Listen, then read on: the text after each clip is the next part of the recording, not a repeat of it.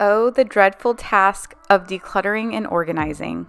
At times, it can be such an overwhelming, daunting, and excruciating task.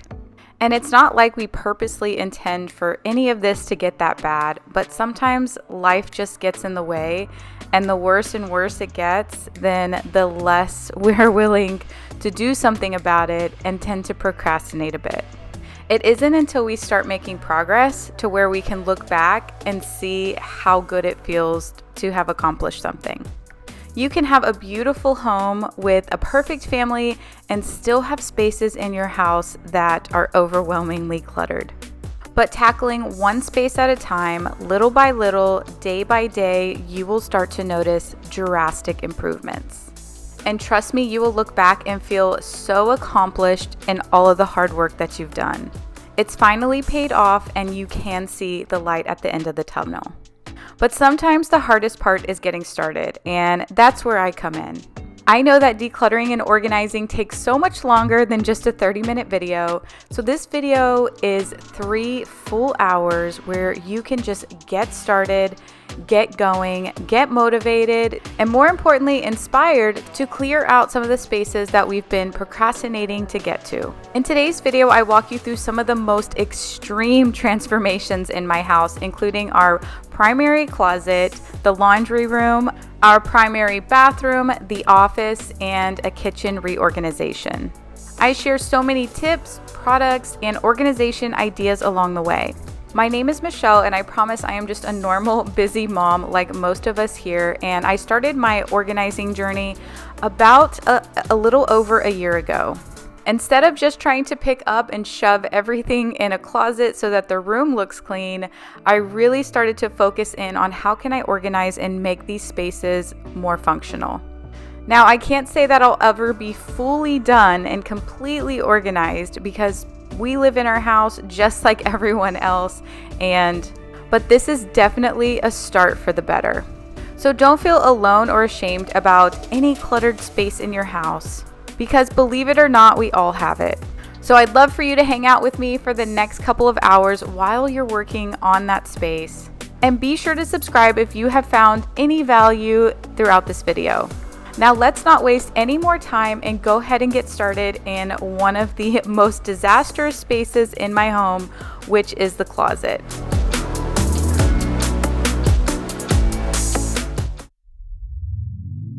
Oh no, anxiety creeps up on me. Is this how it's supposed to feel? Tell me when it's over, I got someplace that I gotta be. It won't leave. My friends say, get out of your comfort zone. It's a blessing in disguise. Get out of what you call home. Your name is written in the sky. It might feel just like you're on your own, but baby, it's another lie. Remember, you were made. I try to work, but it doesn't work. I try to say something, but there's no word. I try to justify my actions, less reactions, heartbeat raising. Oh, it doesn't work.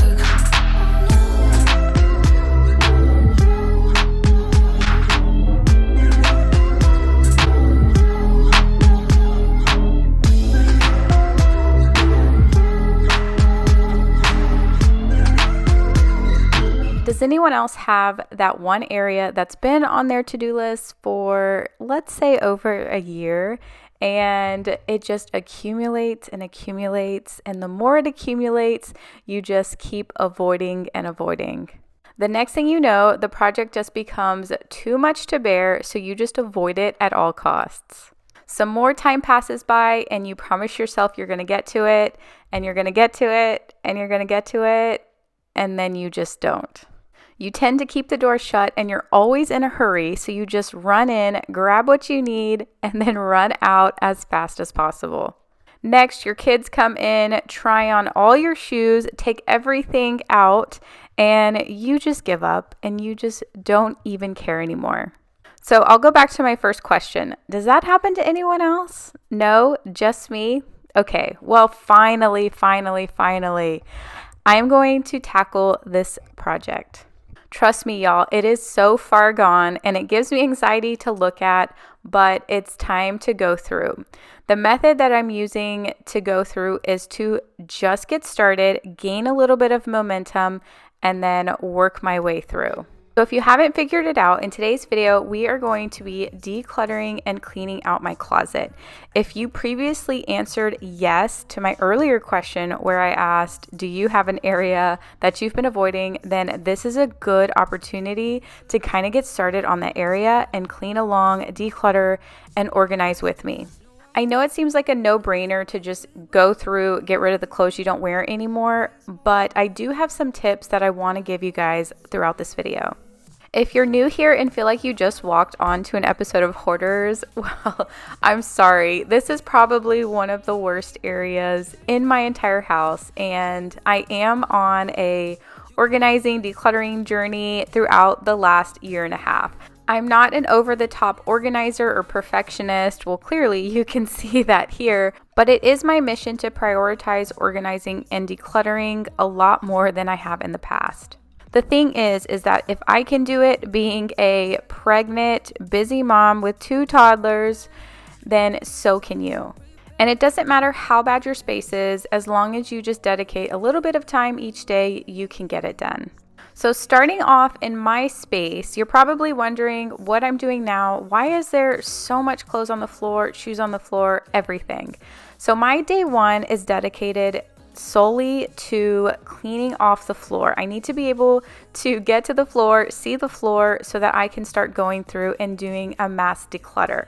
Now, what is all over the floor? So I had previously had a trash bag of clothes that I wanted to donate, and as I bought new things and ran out of hangers, then what I would do is just pull one thing off and then put that in the trash bag. Well, that trash bag has been long gone, it's broke, and that's why there were clothes on the floor that I had planned to donate from a long time ago, and also some extra pillows and stuff since when we swapped out the pillows on our bedroom, then I had just didn't know what to do with those, placed those in the closet. And then shoes everywhere because the girls did just recently go in and pull all of the shoes out of the shoe organizer. I also mentioned that I am about 20 weeks pregnant, and in that back corner, I had been storing maternity clothes. So the bag broke to that as well. So I'm going through and pulling out all of these maternity clothes that I need to start going through because now I'm transitioning into more of my older maternity clothes.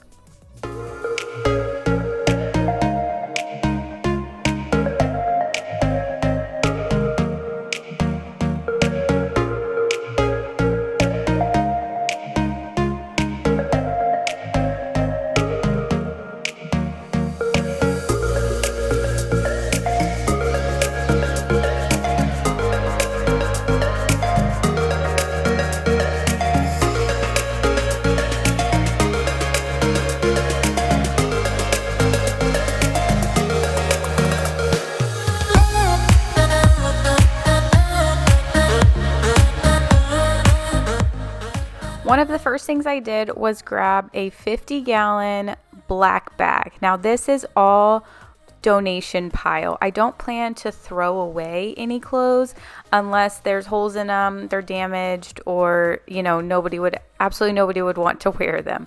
But majority of my clothes are going to be donated.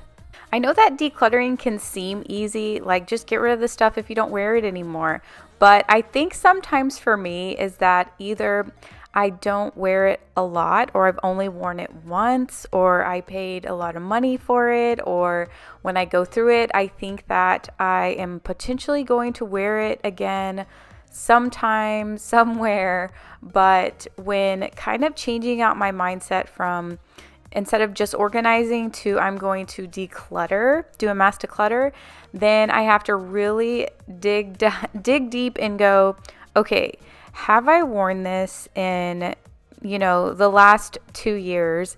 Is it out of style? Even if I've only worn it like once, is it out of style? Am I ever going to see myself wearing it again? And if it's something really good, then in my mind, I think, well, then who do I know that can benefit from it? Another big mindset shift that I had to have going into this, and I know not everyone can say this, but for me, because I have I don't know if I have a shopping problem, but let's just say I do like to buy clothes a lot, that if I haven't worn it, or if I haven't worn these shoes in this long, is that I'm going to get rid of it. And if I ever need to wear this again, I'm just going to buy a new pair, or I'm just going to buy a new shirt for that occasion. Now, to me, that doesn't mean I'm going to go out tomorrow and rebuy all of this stuff. It just meant that, for example, when I'm going through all of these wedges and heels that I wore to one wedding, or I hardly ever wear heels again. Then if I do have an occasion where I do need a pair of heels, then I'll tell myself, well, I'll just buy a new pair of heels. They'll probably be more in style by the time I buy them, and then I'll just buy it for that occasion. And then maybe by that time I'll do another declutter. Now, the reason why I'm using this concept is this concept actually came from a lot of entrepreneurial type business people who talk about having an abundant mindset or a scarcity mindset. And a lot of times when you have an abundant mindset is when you really exceed and excel. And when you have a scarcity mindset, then you kind of stay in this little hole and you can't get out of it. And I'll explain a little bit more about that. Having a scarcity mindset is thinking thoughts like, I'm not good enough, or I'm not enough for this. I can't do this. There's not enough for me. There's not going to be enough when the time comes, or I'm going to run out of things, or basically the thought that if you lose this thing, then you're never going to get it back, or there's never going to be another opportunity. An abundant mindset is having rich thoughts, and not necessarily rich as in money thoughts, but rich as in I am enough. I can do this. If something were to happen, then I will go out and make it happen. I'm going to make this opportunity for me, and I'm going to make sure that I follow through with whatever opportunity there is, and I am enough, and there is enough for me. So I'm actually putting in a lot of these practices into this decluttering journey, along with tips and tricks I've learned from the experts in books like Nikki Boyd's Simply Organized book and the Home Edit Organization books. So kind of again, the way that I put this into practice is that in my mind, I think that, I've only worn these pair of shoes once. What if I need them and I don't have anything to wear when I go to this event? Or what if, there's not going to be a different type of shoe, or there's not going to be a different type of shirt when I need it? Or it's just not going to be available at the same price that I got it at previously, even though, I haven't worn it in a long time, or I wore this to a special event that is super sentimental and I may not be able to, get that moment back. Then all of these scarcity mindset moments that I have that are holding me back from getting rid of things, I kind of just tossed aside. And the only thing that I could think of that really truly worked for me is that abundant mindset. I know the way that I am. If I'm going to a new event, I will start looking at outfits a week in advance or whatever it might be. And I just tell myself, Michelle, you can get a new pair of shoes. You can find a new deal. You can find something in style at that moment in time. You know that you're good at planning these things out, and you just need to get rid of it now. And when the time comes, then you will be diligent and, reward yourself with that new item. So as I finish going through and decluttering these shoes and actually get rid of a 50-pound bag of shoes, then that is my tip number 1, is to have an abundant mindset, especially if you have trouble getting rid of things, especially things that you may have gotten on sale or you haven't worn a lot, and think that you have to hang on to those things because of that one special occasion. Or if you like shopping like I do, I like buying new things. So decluttering is kind of a hard process when I'm constantly wanting to get something new for every occasion. Get rid of the things now, and then when that special occasion comes, you can reward yourself then.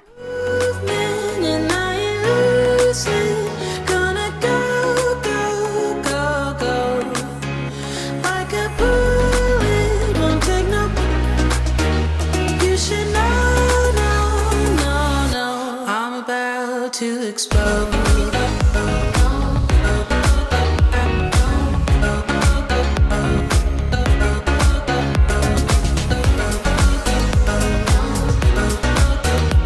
Another thing when starting this project is that I kept in mind that I was going to make this very budget friendly, meaning I'm not really going to buy a lot of things to make it super aesthetic looking or like this beautiful closet. My first step is to make it functional. And that included getting rid of all of my Target hangers that had, like the size at the top, as well as all of these wired hangers or hangers that we've gotten from the dry cleaners over the last several years. So aside from the decluttering, organizing, getting new hangers was one of my big projects. Now, after day one, I have gotten everything cleaned off of this carpet, and we also have a dog bed in here because our dog loves to sleep in the closet. I don't know why, that's just where she always went. So we ended up putting the dog bed in the closet after she used to just sleep in there all of the time. Not that we forced her to come in here or anything like that. She also has a dog bed right by our bed, so she has choices of where she wants to sleep. But I'm finally see the bottom of the floor and I can finally vacuum and clean it. So this also leads me over to tip number 2, which is time blocking and working on different sections at a time. I don't know about y'all, but for me, I don't like dedicating my whole weekend to a time-consuming project like this. It's not really fun for me, but it is very necessary. So in order to get over that, I'm never gonna get it done feeling, to let me just dedicate a couple of hours each morning on a weekend and get through one section at a time. That really helps me build momentum and see progress and keep going and moving forward. I do like to plan ahead, but I didn't necessarily know how many days it was going to take me. I just knew that on day one was to get through the floor and clean and vacuum up this horrible carpet. The next day I'll look at and say, am I more time constrained? Like, can I only work on this for like 2 hours before we have to go somewhere? Or can I get accomplished a bigger task? So I take it day by day and break it out into smaller chunks so it doesn't seem like this mass project. But look at day one, I feel so accomplished and I haven't even gone through the biggest section, but I can't tell you how motivating it feels. And the next several days, I'm going to take care of all of these shelves.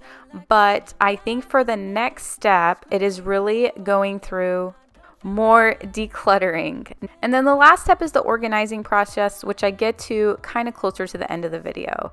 Now, these are all of my girls' pajamas. I keep their pajamas in these bins and I keep them in their closet, in our closet, because they tend to take a bath in our bathtub and then they just walk in our closet and grab a pair. Now, I have not gone through their pajamas, and a lot of the times I did have this beautifully folded KonMari method.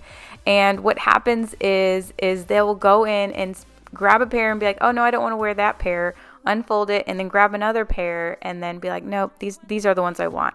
Now over time, I've just gotten lazy, and when I fold them, I just throw them on top. But it is now time for me to go through and get this section a lot more organized.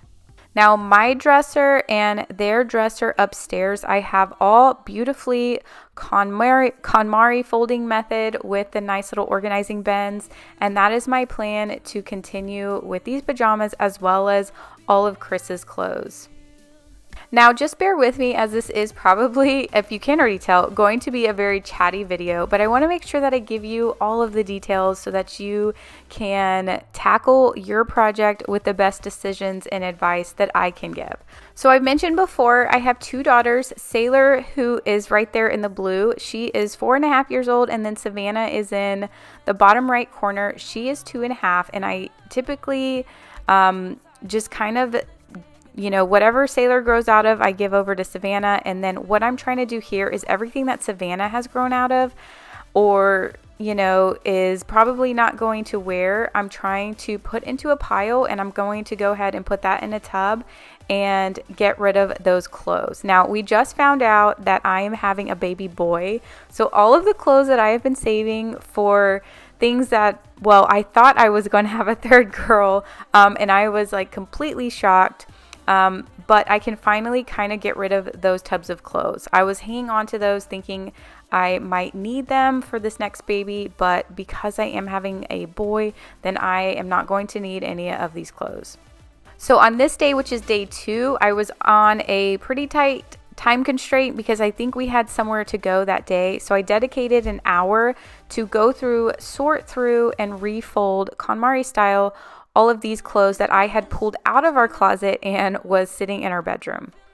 Now, if you're new to the KonMari folding style, as you can see, it takes a couple more folds than you may be originally used to if you just tend to like fold it in half and then in thirds again, but it is so much easier to find clothes. I was not a part of the KonMari trend when it initially came out. When the Netflix show came out, I was like, this lady is crazy if she thinks I'm going to fold these clothes 17 different ways and actually maintain it and keep it up that way. But, you know, I had to put aside that limiting belief that I couldn't do it and I wasn't going to keep it up and be open to the opportunity. And when I originally went on this like organizing journey, I started off in Sailor's bedroom. She didn't have as many clothes at the time, so I was like, let me just try this out and see if I can maintain it. If I can't maintain it, then I'll just go back to the way that it was before, which was kind of a mess. So trying that new way out, I will never go back to another way of folding. It is so much easier to find things. It is so much more functional, and I highly recommend it. Look at some of her videos where it shows you how to fold specifically, and trust me, you won't regret it. But I can see that I have a different outfit on, which means I am on to day 3 of working on this project. Now, my clothes are somewhat organized in the sense that I have already gone through and I kind of keep all of my tank tops together, all of my short sleeve shirts together, my t-shirts together, and then like on the top section is where I have all of my sweaters and long sleeve section, and then on the very right section is where I have like dresses, rompers, and pants. So that is kind of already organized together.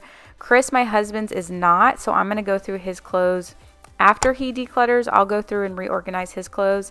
But my day 2 mission is to get through all of this bottom section and really declutter. As you can see, I have tags on clothes that I've never worn, but in my mind, I'm like, you know, since I'm pregnant, it also was a little bit easier because I was like, am I going to wear this in a year when I fit back into it, or will it be out of style, outdated, or I just don't feel like I will wear it again? So that kind of helped me with that mindset. And other than that, let's just get rid of a ton of stuff, y'all. Yeah, his baby said that they don't got a future like it burns. So give him something worse to kill his head with, make him forget somehow. Might be that another day she would have wished he stayed, but they're done. Sorry's won't be enough this time.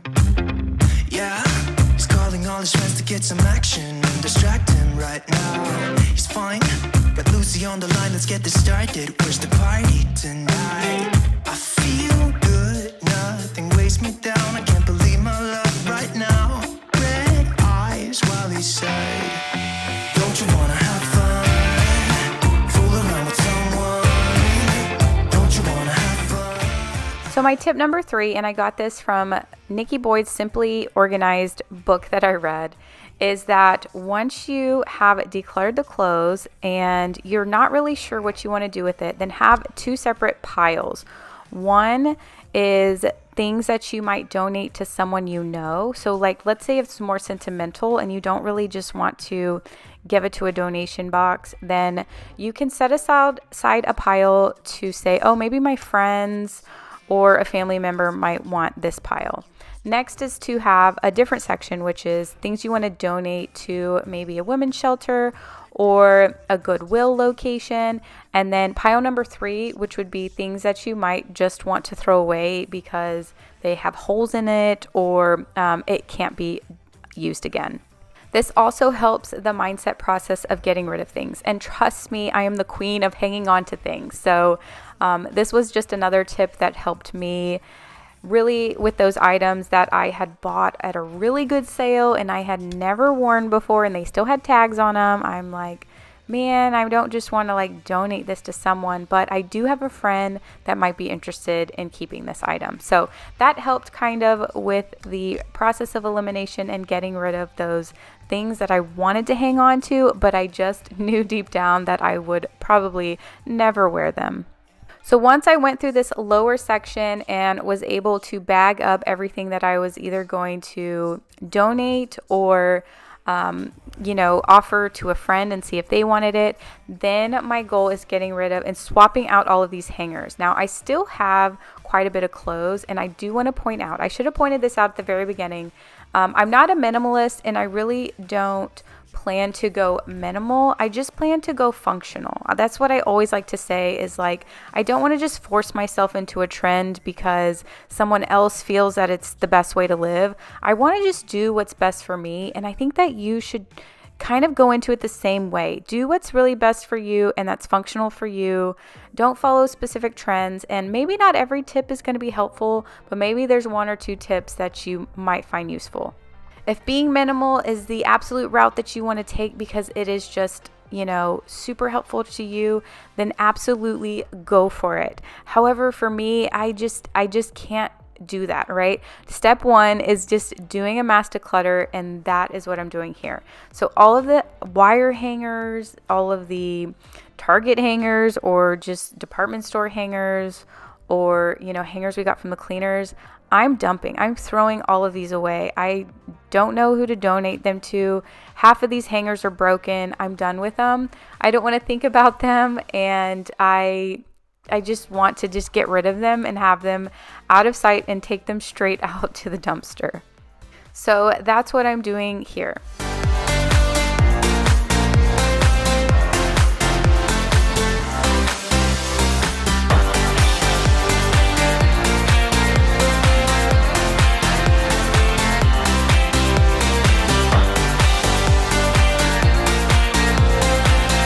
I must have had a little bit of more time on day 3, so I am going through the next section, which is all of my jeans, work pants, dresses, rompers, and skirt section. As I go through this section, I wanted to point out tip number 4, which is to reevaluate your lifestyle situation and how is that impacting the space that you're in or your closet. Meaning, how has your life changed since you purchased these items? So for me, I have a ton of office wear. And since the pandemic, my lifestyle has changed. I don't work in the office hardly ever. So do I need like 25 pairs of work pants when I'm hardly ever going to go there? Or a lot of these clothes I, may no longer fit into. And I know that we have that hope that we're going to get back to that weight and we're going to get back to that size. But I almost feel like, I go back to that abundant mindset. When I get back to my weight, and I will get back to that weight, that dream weight, you can do it. I'm going to reward myself with a new, better pair of clothes because this piece of clothing might be outdated. I have tons of clothes from like lots of popular stores at the time that I just don't like the way that they fit anymore, even if I were to be back into that weight. Or, I'm pregnant right now, so none of these clothes fit me right now. So, I really had to reevaluate my lifestyle and, where I'm at now, where I'm going to be when I get back to that weight. And hence I'm saying when I do get back to it, don't ever say you're never going to get back to, whatever goal you have. And kind of also take that into mind when doing this decluttering. And also when I say things like you can reward yourself and buy something new when you need it at the time, I don't want you to think that I'm insinuating like you have to go out and like spend all this money or you're just decluttering stuff just to get more stuff. I'm more so coming from a place for someone who likes to shop a lot, kind of like myself, and I don't necessarily want to give that hobby up or think to myself that I can never buy anything again because I'm only allowed to have a certain amount of pants, but more so just adopting the mindset that allows me to believe that it's okay for me to get stuff and it's also okay for me to get rid of stuff. This way, I won't feel restricted into thinking that I'm only allowed to have this many shirts or this number of pants, but I'm also not restricted into thinking that I have to keep on to absolutely everything that I've owned in case I might wear it one day 3 years from now. Adopting this flexible method also helped me declutter a lot of things right now in the present. Kinda simple, kinda wishful about things, and you're kinda simple, but like a pistol, you fire. Sometimes you get under my skin like a lover, and sometimes you don't wanna come back 'cause you. So I've got my helper Sailor back in the closet with me, obviously helping me fold and get rid of some of these clothes into a donate pile. Now I'm so tired of hearing all your stories about the drunk nights, bragging in the glory. You're such a nice guy when you're not just talking about yourself and the way of how you dwell. I get it. Oh, I'm so tired of hearing all your stories about your rich friends. So after going through this section, it actually still looks like a lot of clothes, but it's not jam-packed and touching both sides of the wall. The next thing that I'm going to do is go through all of my sweaters and long sleeve shirts. This will complete the decluttering of my clothes before we move on to Chris, my husband's section. Always like what I like we know each other, but sometimes you get under my skin like a lover. If you're new here, I've mentioned it in previous videos, but I'll go ahead and give you a little bit of background on our intention and plan for this closet. So ideally, my whole plan was to take everything out of the closet and get a whole new closet system that would help also be more functional. I had put together one from IKEA, so the IKEA pack system, which is pretty affordable and it's easy to design for your space. I did the design thing online, did everything, and then when I went to order the parts, like half of the inventory was out of stock. I actually went to IKEA to talk to a representative there to see about, I don't want to order some of the parts and then not have the rest of the materials for 6 months down the line. So they kind of told me to just start piece by piece ordering it. I was a little bit hesitant to do that as well. So ideally, the very phase one is this phase is let's just go ahead and declutter, get rid of everything that we need to, make it functional. That's why I'm not putting a bunch of money or making this closet look super pretty, because I am eventually going to get that closet system. So that is basically step one, phase one. Phase two is going to be kind of ripping out the carpet. So we're going to rip out the carpet and get new tile. But when we do that, we also might lead that into the bathroom and do that area during phase two. And then phase three will be the PAX IKEA system, whenever we can get around to that. But I wanted to show you these things real quick. I bought these so long ago, meaning to do this for a while now and haven't, but they are plastic boot shapers, and I got them on Amazon so long ago, but they help keeping your boots sticking straight up. So when you organize them, they're not falling off to the side like those boots are. You can get them in different heights. So I believe I ordered a pack where there were some that were smaller height for boots like mid-size, and then some for a lot taller boots like ones like that. Now I just kind of folded them and made a circle out of them and then stuck them straight up to see if they would stand tall, and they did. So again, I had been meaning to organize this closet for over a year. So when I originally bought these, I remembered trying to decide between a boot rack and these boot shapers, and ultimately I just decided to go with these boot shapers. Let me love, baby, let me love you.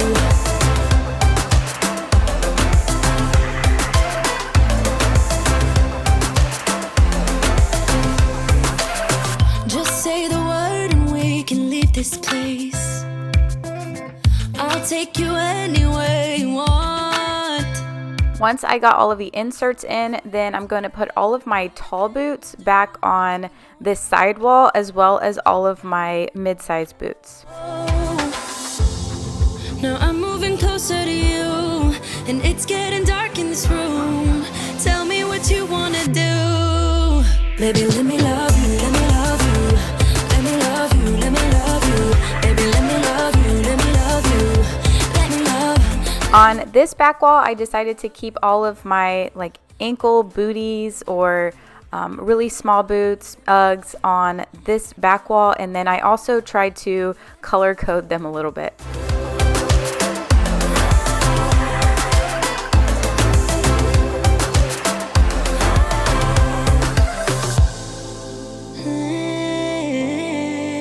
Now we are on day, I don't even know if I remember what day it is anymore. Maybe it's day 5-ish.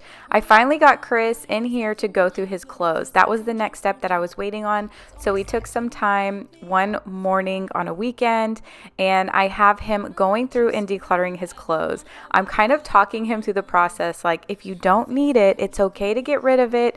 If you need something new, I'll buy it. Do not keep and hang on to a lot of your clothes.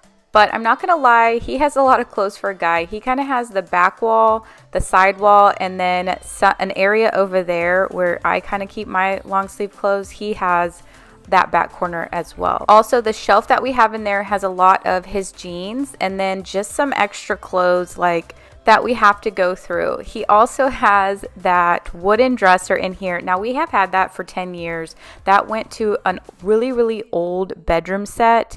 And when we actually moved into this house, we put that bedroom set in here, but it was too much furniture for the bedroom. So we decided to move that dresser in here with the intent that we weren't going to keep it very long. It's actually kind of broken too. If you pull it out, the drawers don't stay. So that's another reason why we also want to get a new closet organizing system so that we can get rid of both that dresser, also the dresser in our bedroom that has all of my clothes, and then just keep all clothes in the closet and not have any dressers or anything like that in our bedroom. So if you made it this far, I want you to leave me a comment down below. How are you with decluttering? Is it a little bit harder for you to declutter? Are you on the ball all the time and you're really good at it? How is your relationship, I guess you can say, with decluttering and getting rid of things? I've lost you, telling you that I need you. After he went through all of his clothes, his shirts, I'm having him go through the dresser and decluttering that first. I'm later going to order some organizing bins and then come back through this area and then reorganize his clothes into organizing bins. Savannah is helping us declutter a little bit, and she was not okay with me getting rid of the Christmas hat that I'm wearing. So just to keep it festive, I threw it on, and she's helping us declutter. My cravings for you so shameless, can't get enough. I've lost you, but I need you, and you're off my radar now. I've lost you, telling you that I need you, but you're off my radar now. So leave me a comment down below. What is your guilty pleasure shopping addiction? Is it purses, shoes, shirts, dresses? Well, mine is bathing suits. Y'all, that is all bathing suits. I know. I don't know why I buy so many. Just because, you know, sometimes they fit differently and I'm not the best about returning things, thinking that, well, I might wear it, you know, when I go here. So I have accumulated tons and tons of swimsuits. But I will say that I do get rid of about half of them. Yeah, I lost you, telling you that I need you, but you're off my radar now. I've lost you, I've lost you. I keep on looking for you. Now that we have gone through all of the clothes, the very last areas that I'm focusing on are all the clutter on the shelves. Just with everything else in an organizing project, I'm going to first take everything down, go through it, declutter the things that I don't want anymore, and then when I put it back up, I'm going to try to organize it as best I can.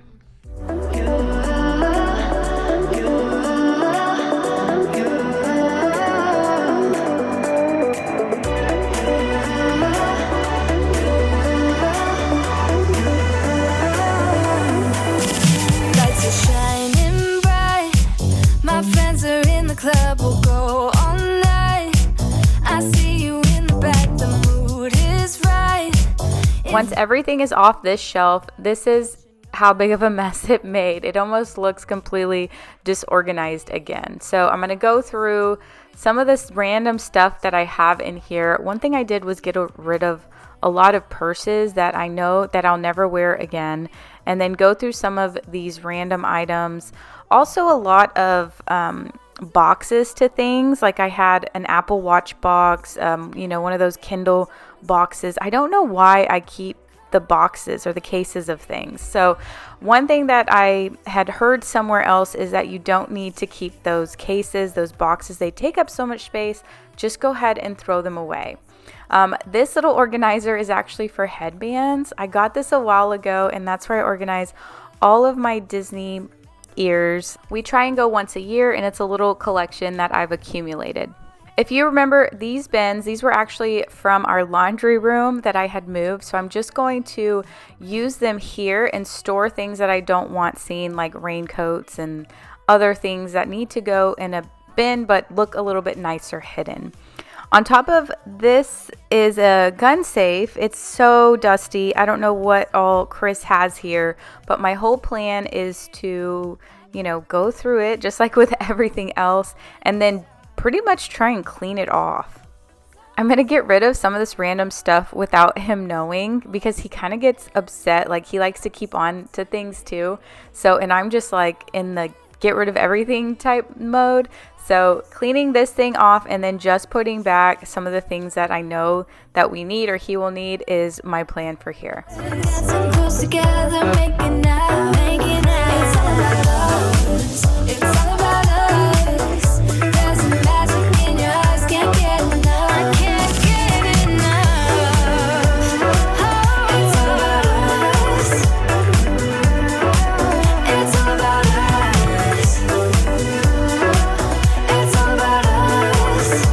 So I've talked a lot about struggling with letting go of things or struggling to declutter.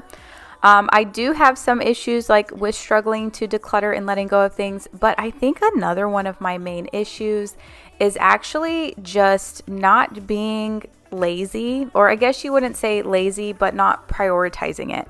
Like there are times where I can just get rid of things, but I just never really make it a priority. So that leads me to my last tip number 5. Make a plan to prioritize decluttering. I get it. I don't like doing it, but I never want it to go back to the way it was when I first started. So I think about every 6 months or even seasonal, I'll plan to just go through my clothes and take it section by section so it's not so overwhelming. Also, you don't have to declutter everything at once. Like you don't have to get rid of 80% of your closet. Always start minimal if you have to, especially if it's harder for you to declutter, and then work your way from there. If your whole house is not really organized the way that you want it to, and watching, videos kind of gives you inspiration to start a project, but you don't really know where to start. This was me, I promise you, about a year and a half ago. And I had watched the home edit, I watched other people's organizing videos, and I just wasn't sure what to do, where to start. Well, one of the tips that I also learned in the home edit book is they say to always start in your storage spaces, like closets, if you have a basement, attics, things like that. Because once you start getting to the bigger areas in your home, like the kitchen, the bedrooms, and things like that, then you have places to store things that you don't use in that room. But if your whole attic is full, your whole basement is full, all your closets are full, then when you start in a bedroom or you start in a kitchen, then you don't have anywhere to kind of move things around if you need the extra space. Calm down. I think I'm the wrong size. Not enough room for everybody's egos. Why don't we all calm down? Why don't we all calm down? On it goes, round and round the rodeo. Breathing out air for a minute. The next thing I'm going to do is revisit these drawers and also add some drawer organizers so that it'll make the clothes so much easier to see and grab. These are ones I had left over from IKEA that I purchased a while back, but I ended up having to order a couple more on Amazon just to fill out the whole dresser. This middle dresser is going to be all of my husband's shorts. So once he had decluttered and got rid of everything, then I'm going through and refolding them. So he would usually just fold his shorts in half and then fold it one more time. But in order to fit into these drawer organizers, you have to use, or I used the KonMari method, where I'm actually folding it in half first and then over in threes, sections of threes. This way you can place it upward into the drawer organizer and you can see what you have so much better. I actually had to come back and show Chris how to fold this way because he will typically fold a lot of his own laundry. I do all of my clothes, all the towels, all the sheets, all the girls' clothes, and whenever it's his turn, if he needs to throw something in the laundry and fold it, then he will do that. So that's why his dresser and his space has been more decluttered than the rest of ours. Now I'll just need to get him to help maintain and keep it that way. So this is also one of the last shelves that I'm doing. I'm just taking off a couple things, cleaning the top of it with all of the dust, and then the baskets that I had filled earlier with just some stuff that we're still hanging on to, but we don't necessarily need all of the time. I'm just going to put them in that back corner. This is the next day once my Amazon order came in with the additional organizers.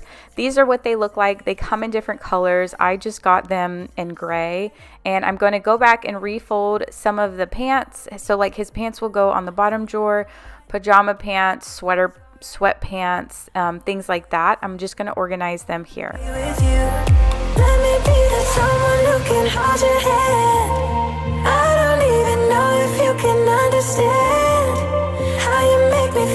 Got you in my head. Oh, I wanna be with you. Oh, I wanna be with you. This top section I took out and kind of organized already off camera, but this is the final of what it looks like here. Make me feel like got you in my head. Oh, I wanna be with you. Oh, I wanna be with you.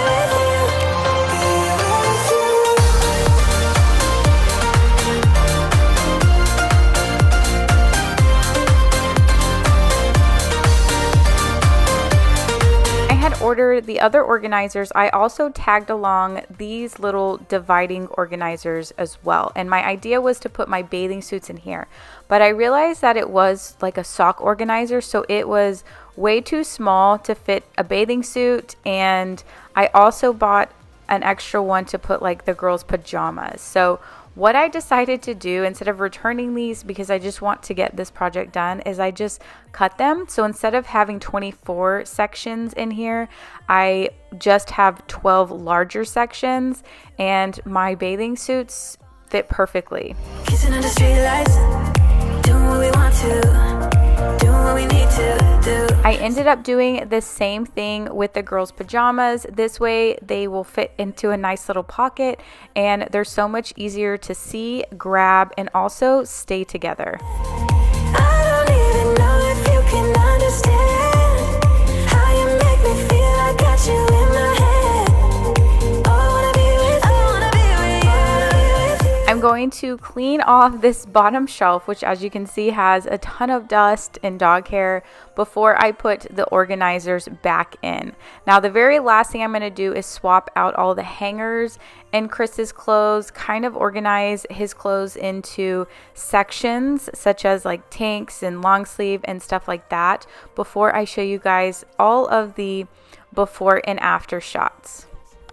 So I've just about finished phase 1 of this project, and if you've hung on this long, then leave me a happy face emoji in the comments below. But I really hope that you will subscribe to my channel and follow along for more. Now let's get to the good part, all of the before and afters.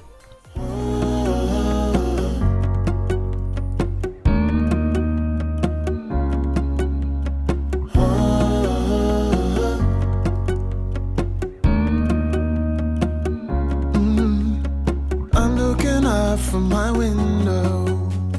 Sun's coming up like the day before. You're like a stone on my pillow. I don't make a sound when I shut the door. You don't have to wake up yet.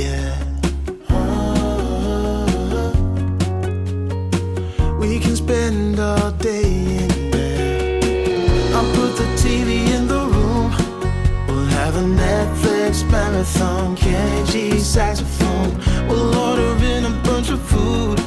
I'll put your favorite music on all the way baritone. Yeah. Shut the lights, go infrared.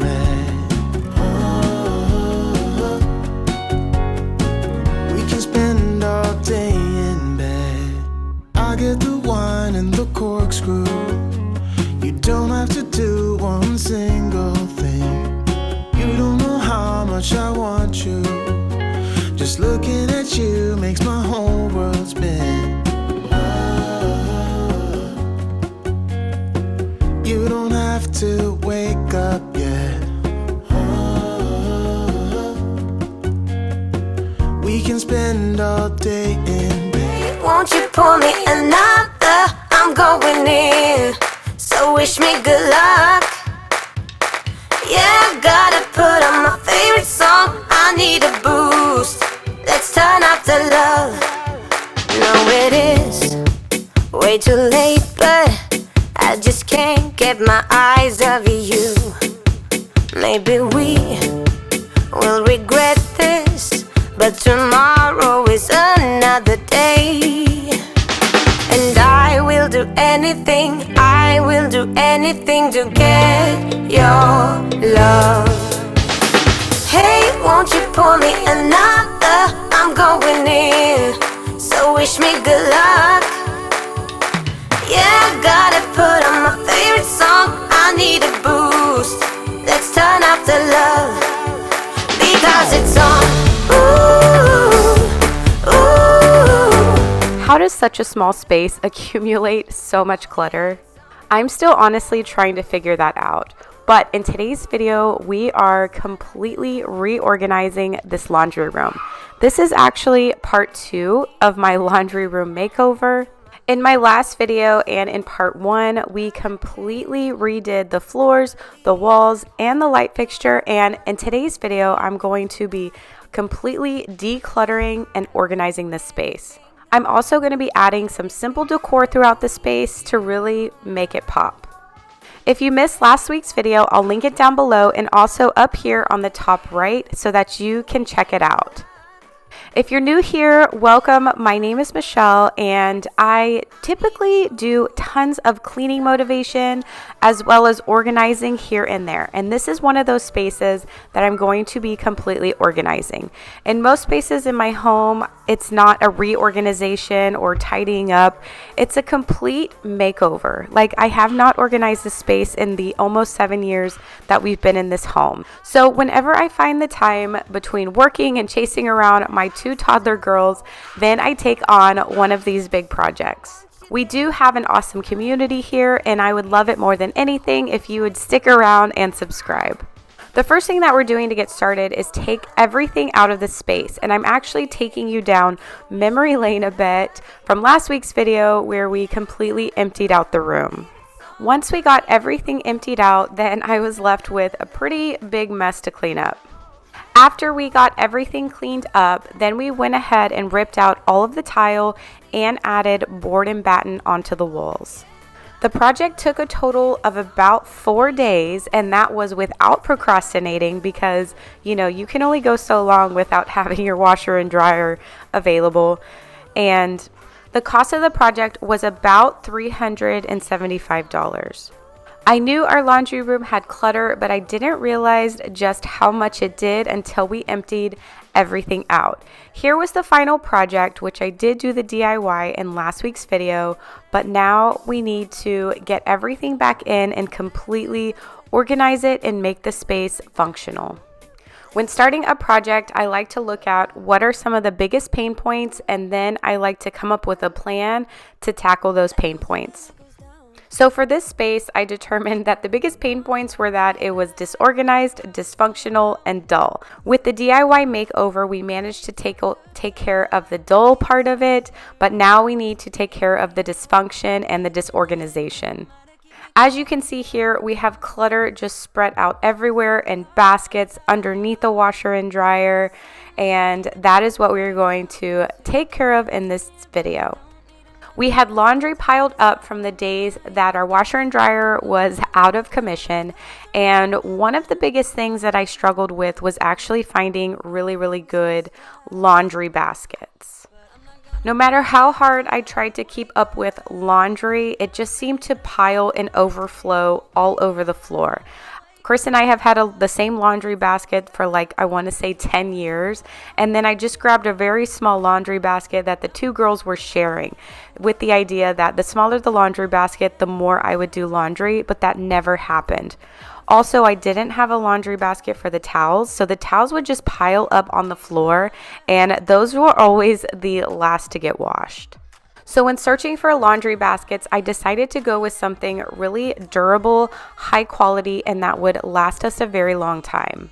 I also wanted them to be aesthetically nice and pleasing. So I had looked at wicker baskets, I had looked at regular plastic laundry baskets, but these baskets that I ended up ordering from Crate and Barrel ended up just having the best reviews and seemed super high quality.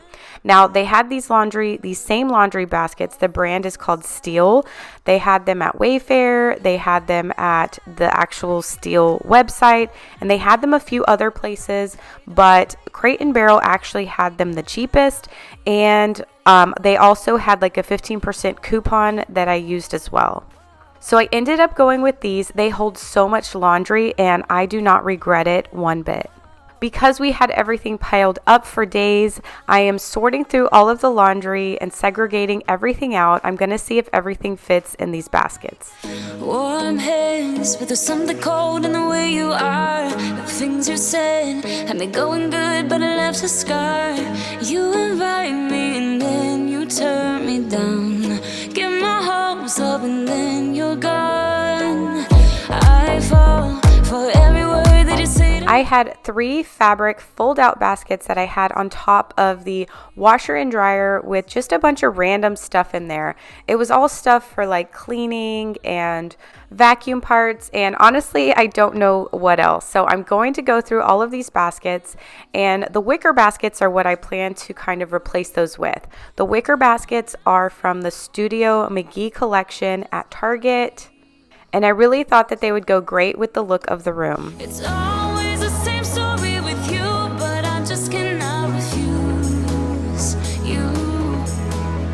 I'm sad after this time that I'm out, that you leave me with this rush. Why am I so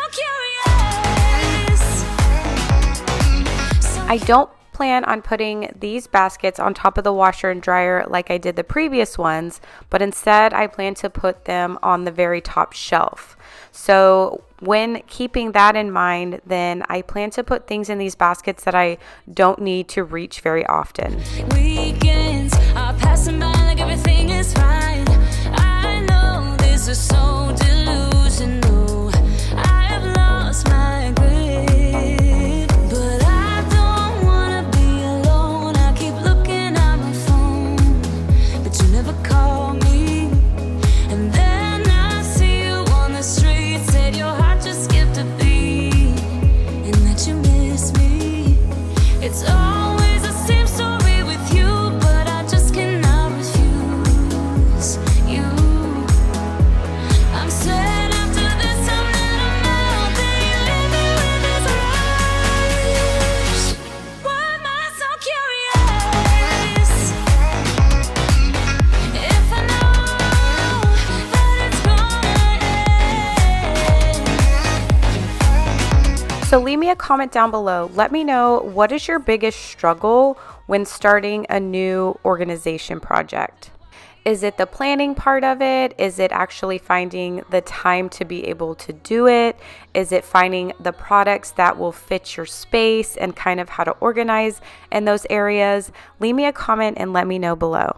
For me, it's the planning part of it. I always like going in with a plan, but I don't always know the exact way that I want to do things. For example, when I start to declutter, then I have to go through some steps as far as, am I going to use this? Am I ever going to need it? Who can I give it to? Where can I donate it? And it just kind of becomes a little bit overwhelming. If I have some sort of plan ahead of time, then it helps the process go a lot smoother. So in this space, I also keep a lot of our beach stuff and our pool stuff. We live in Texas, so it's hot. Our summers are very hot. I don't know why I have so much sunscreen. I think that as I'm going through it, I'm going to throw away some old sunscreen. As I started reading about like ingredients and stuff, I started switching out some of the products. But you know, when you're on vacation or you're somewhere and you forget your sunscreen and then you just buy more, I think that's also what happened as well. But if the can was almost empty or it looked super, super old, then I decided just to toss it.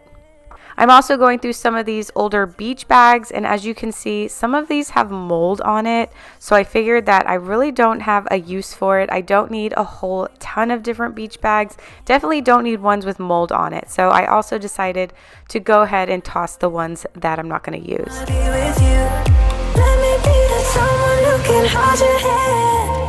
I don't even know if you can understand how you make me feel. I got you in my head. Oh, I wanna be with you. Oh, I wanna be with you. Let me be that someone who can hold your hand. I don't even know if you can understand how you make me feel. I got you in my head. Oh, I wanna be with you. Oh, I wanna be with you. Be with you.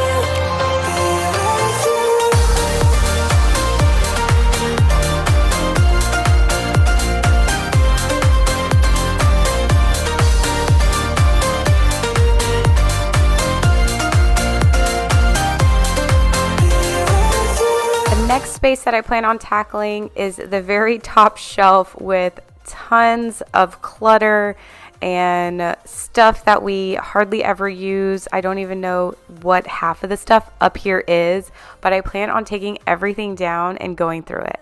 So I'm starting on the top left section, and everything that I'm taking down there is actually light bulbs. I asked Chris, my husband, like, what is all of these light bulbs? But I forgot that we had changed almost every single light bulb in our house from like the warm white, so they give like a yellowish tint, to the bright white. So because of that, we have all of these light bulbs that are still good. They're just not the color that we want.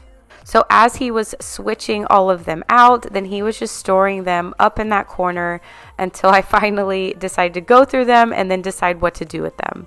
I also find some other random stuff like my old graduation hat, which I probably won't be needing that anymore. And a funny thing is I had been looking for that little mini label maker forever. It's really easy when I just need like one really quick, simple label, but I couldn't find it, so I'm glad I finally found it.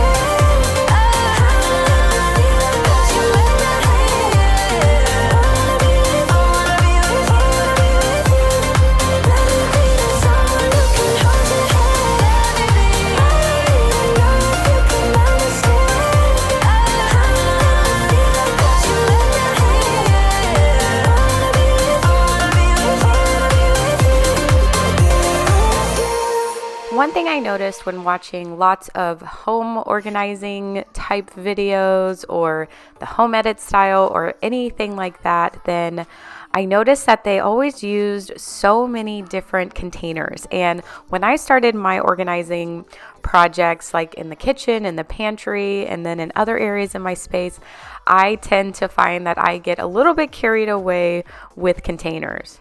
Now, although I mention all the time that I'm not a minimalist, I did want to keep this area a little bit minimal. So I didn't want to have a whole bunch of extra detergents and extra things that I really just don't use in the laundry room. So I wanted to keep it as simple as possible, have the least containers as possible, and then keep it as decluttered as possible. This way I don't over-consume, over-complicate, and then over-clutter it again.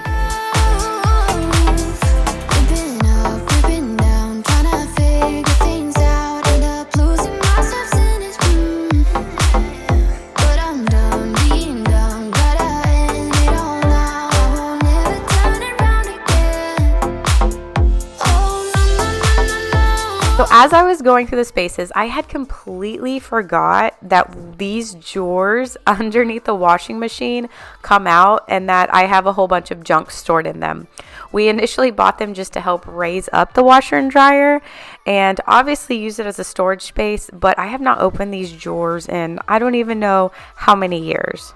So here I'm going to go through, get rid of all of these unused products, and then only put back ones that I think that I'll use in the future.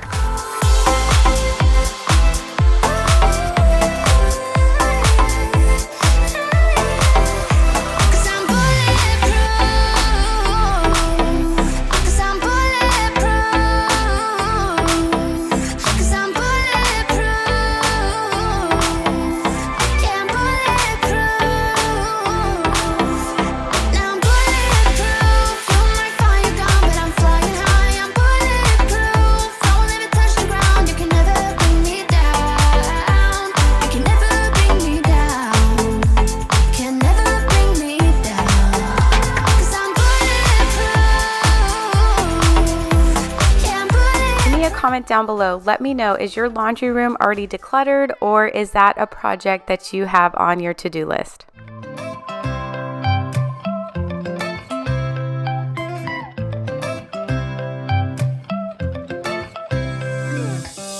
Right now I'm standing in a corner. I see you from across the room. It's kinda crowded here, but I know you see me too. Everybody's singing, oh, everybody's singing, oh. I don't know what it is about you. It must be in the way you move. Just say you want me to. We got nothing to lose. You're looking so, oh, you're looking so, oh. Now I'm moving closer to you, and it's getting dark in this room. Tell me what you want to do. The things that I decided to keep underneath this space, I ended up categorizing, and the things that are going in the very back are any type of insect or bug killer. The next thing I have are products that came with like vacuums that I bought. So for example, the Shark vacuum came with a few products that go with it, and other types of things like that. I also had a ton of like Scentsy smells from a Scentsy that we had a long time ago. So I kind of kept that in a little basket and also put that in there.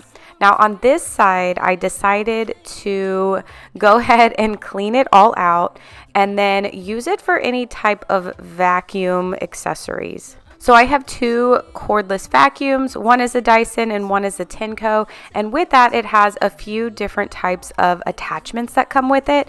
And because I pull those attachments in and out so often, I decided to keep it super handy, something that is really easy to grab. Instead of putting it on the baskets at the very top, I ended up taking them out of those and then decided that this is where I'm going to store those items. Baby, let me love you.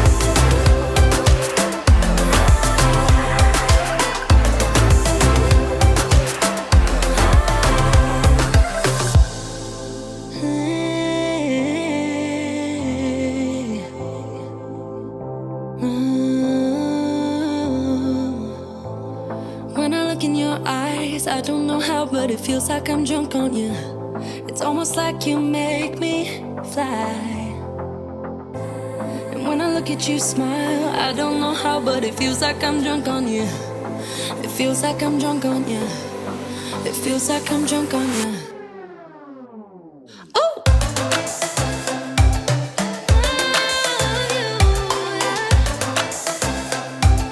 most used products I wanted to keep right on top of the washer and dryer, and I got this little Lazy Susan turntable from Home Goods, and I thought that it would just be perfect here. I could keep my laundry detergents that I use, as well as the color catcher sheets right on this, and then just grab it when I need to. For these baskets, I got rid of almost everything and just kept it super simple with products that need to stay in the laundry room, but I don't typically use that often, such as the iron. Don't you wanna have some fun? Yeah, his baby said that they don't got a future like that. Another important thing that I wanted to store in here was all of my cleaning supplies, or at least a lot of them. I also wanted to have them somewhat hidden so they're not out in the open on display, but still easy to get to and functional. So what I did is, for the very top section, I put all of the cleaning products that I use almost on a daily basis. The next two sections, I thought I could think of something that we use kind of often that needs to stay in the laundry room and also easy to get to. So one thing I thought of was ordering a couple containers. Now, the bigger containers, I misjudged the size, but I can always use those elsewhere. And the other smaller containers were the perfect size, where I could section out two different items into that one cart. So because you saw earlier I had so much sunscreen, I decided to put one with just sunscreen so that way I can easily grab it and find it. And the other container, I decided to put all of our bug spray. Now, we do have so many different types of bug spray because we live in Texas, and literally in the summertime, you can barely walk outside without getting attacked by mosquitoes. So we have different types of bug spray, kids bug spray, deep off bug spray, and stuff like that. So just another reason why we have so much. Now, on the bottom, I decided to store any type of extra stuff like the Tide, the magic erasers, and anything that I didn't want to buy extra containers for. Now, one thing I did buy containers for that are out on display, which you saw earlier, are going to be the color catcher sheets and the dryer sheets. I typically prefer the Method dryer sheets, and with these sheets, they're a little bit longer than the standard dryer sheets, so you can see that they don't fit perfectly, but they do fit pretty good. The next thing I did was get the color catcher sheets and also put them into the next clear container. The last thing that I use for almost every time that we wash clothes, especially the girls' clothes, is the spray and wash. I'm constantly using spray and wash if the girls have any stains on their clothes. So because that is also out in the open, I decided to get this cute little spray bottle for that, which I also got on Amazon. Now, I will show you guys in just a minute that the cart is going to fit perfectly on the other side of the washing machine. So it's easy to get to, but you can't see any of this stuff. But I love that it is organized and functional and works because we don't have any cabinet space whatsoever to hide any of these products. So here is the little area where we left a space just wide enough to where if I need anything, I can just easily roll that in and out and grab it really quickly.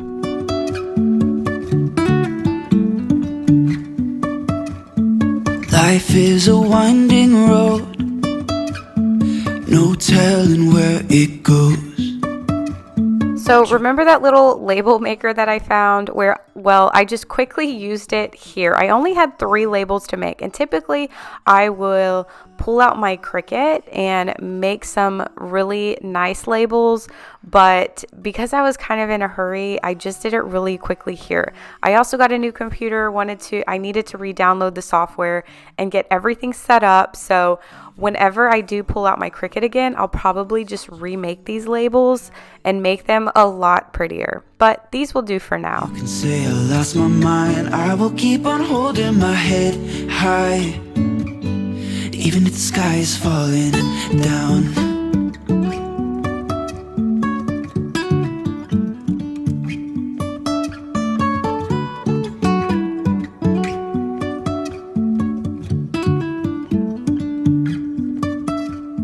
Jumping from cliffs so high, trusting our wings to fly. Sometimes Sometimes we're crashing down, but we get up and start from the ground. And I really wanna know, really wanna know. Now I wanted to move on a little bit to the decor, but also to the function. So I wanted to get these hooks. I ended up ordering a set of 4 gold hooks from Amazon to put on the new board and batten walls. I also ordered a set of these 3 prints. The designer is My Texas Home, and she has a whole line at Walmart. So I ordered these 3 prints at Walmart to put above the walls. Now I did go a little bit with a botanical type theme because we ended up painting the walls. The color is called Escape Gray, but it actually has a really pretty green tint to it. So I just wanted to give it a little bit of an earthy feel. So we're starting off by hanging the hooks first, and then we'll go ahead and start decorating with the pictures. It's falling down, even if the sky is falling down, yeah. The sky is falling down.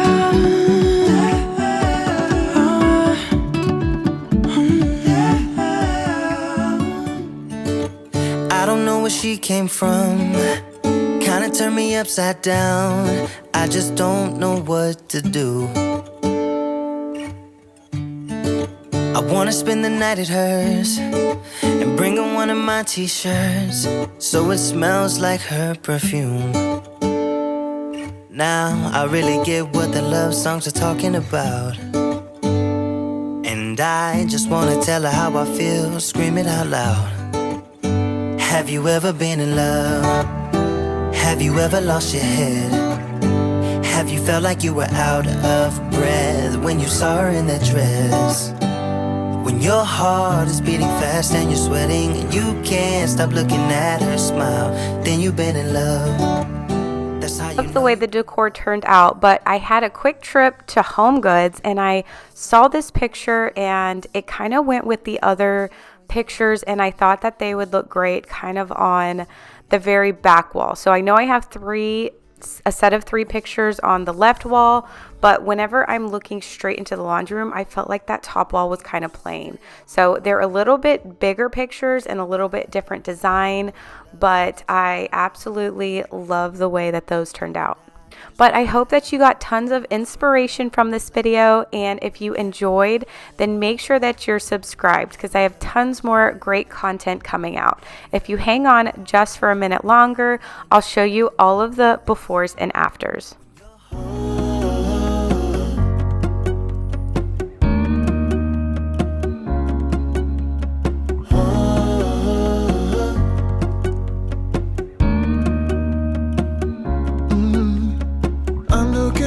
From my window, sun's coming up like the day before. You're like a stone on my pillow. I don't make a sound when I shut the door. You don't have to wake up yet.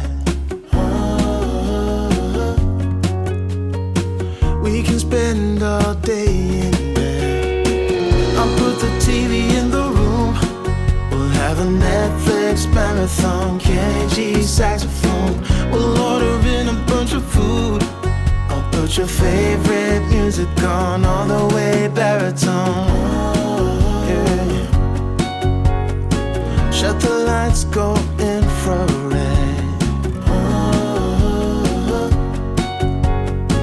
We can spend all day in bed. I get the wine and the corkscrew. You don't have to do one single thing. You don't know how much I want you. Just looking at you makes my whole world spin. You don't have to wake up yet.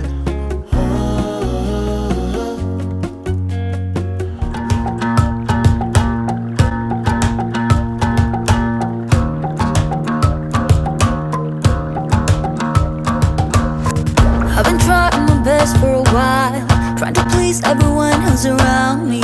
I've been putting on a fake smile, even though I'm wasting time. I don't wanna be trapped in a box, trying to be like the rest, but I'm not. I just wanna go my own way, gonna let the past burn down. Cause honestly, don't wanna be stuck in boring conversations with you. With you, I'm gonna leave it all behind, find myself, I'm gonna start over new. Yeah, I'm on my way now. I'm on my way now. I'm on my way now. I'm on my way now. Don't feel bad if your bathroom is a mess. A lot of times when we're living in the chaos and in the clutter, we don't really realize how dysfunctional it becomes. But once we just take a minute to step back and breathe, then we realize that something needs to get done. I finally took the time to go through our entire bathroom and reorganize it. So in today's video, I am going to be going through all of our cabinets and drawers, and with the help of Cricut, I am making some customized labels. That way everything looks nice and clean, and I have this vision of what I want it to look like. So thank you to Cricut for sponsoring today's video, and let's go ahead and get started. If you're new here, my name is Michelle. I'm a mom of 2 girls, Sailor, who is 3, almost 4, and Savannah, who just turned 2. We have been in this house for a little over 6 years, and I have never been good at organizing and getting everything together. I definitely like to have clean spaces, but not everything is always efficient and organized. So over the last year, I kind of just made the decision to organize one space at a time. So my channel is mainly cleaning and a lot of mindset motivation. And the reason being is because I think that you really have to be in a good space in order to take action and do a lot of these tasks. But I hope just by watching this video that you do get motivation and inspiration to reorganize and tackle a project that you have been putting off. Occasionally, I need to breathe. Stop me for a second, I got needs. Occasionally, I set them free. Don't hold me back now, I'm in the lead. This part, so cold life. This part, so cold life. What a time to be alive. Lately, I've been dancing on my own so bravely. Steady steps on the ground. Hate me, but I ain't never coming down.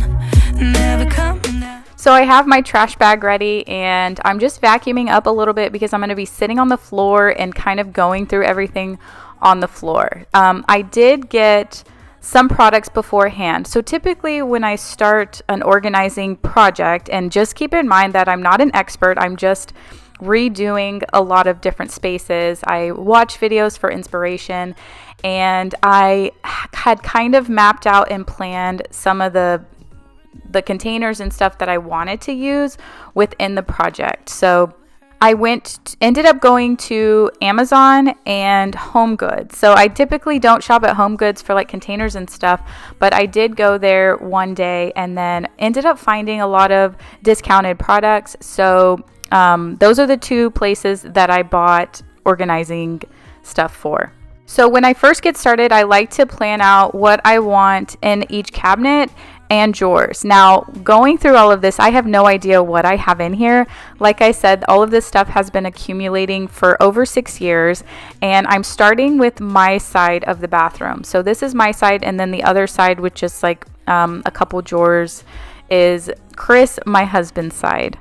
So my goal for each drawer and cabinet is to basically take everything out and get rid of anything that I pretty much have not used in a really long time. My goal for this specific cabinet is to make it a bath cabinet. So anything that is like bath or lotion is what I plan to put in there. I also have categories planned out for some of my other cabinets and drawers, and right now everything is just a vision in my head. I have no idea how it's going to turn out or look, but my main goal is just to make it functional. So not worry too much about the aesthetics of it, although that is important because you want it to look pretty, but my number one goal is always function.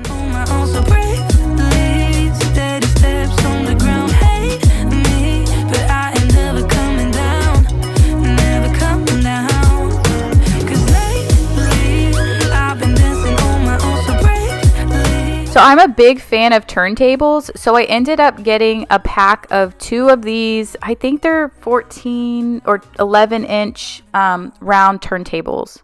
I think that turntables are really, really functional in like lower cabinet spaces, especially when you have a lot of smaller products. Like I have like a lot of different lotions and soaps.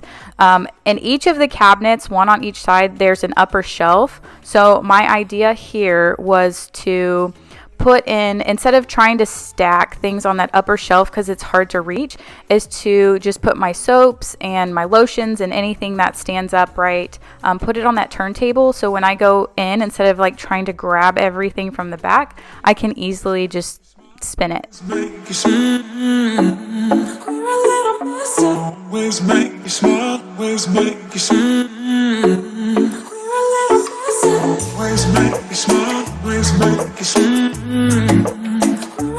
This container I wanted to point out that I got from Target. So Target has all of these little like super cheap containers. I think they range from like $1 to up to like $9. And because both of our girls take a bath in our bathroom, I just wanted to keep all of their stuff together in that one container. And I used to just keep it on our countertop, which just kind of like hung loosely on our countertop. But now that I've created the space, I can put it underneath and just pull it out when they take a bath.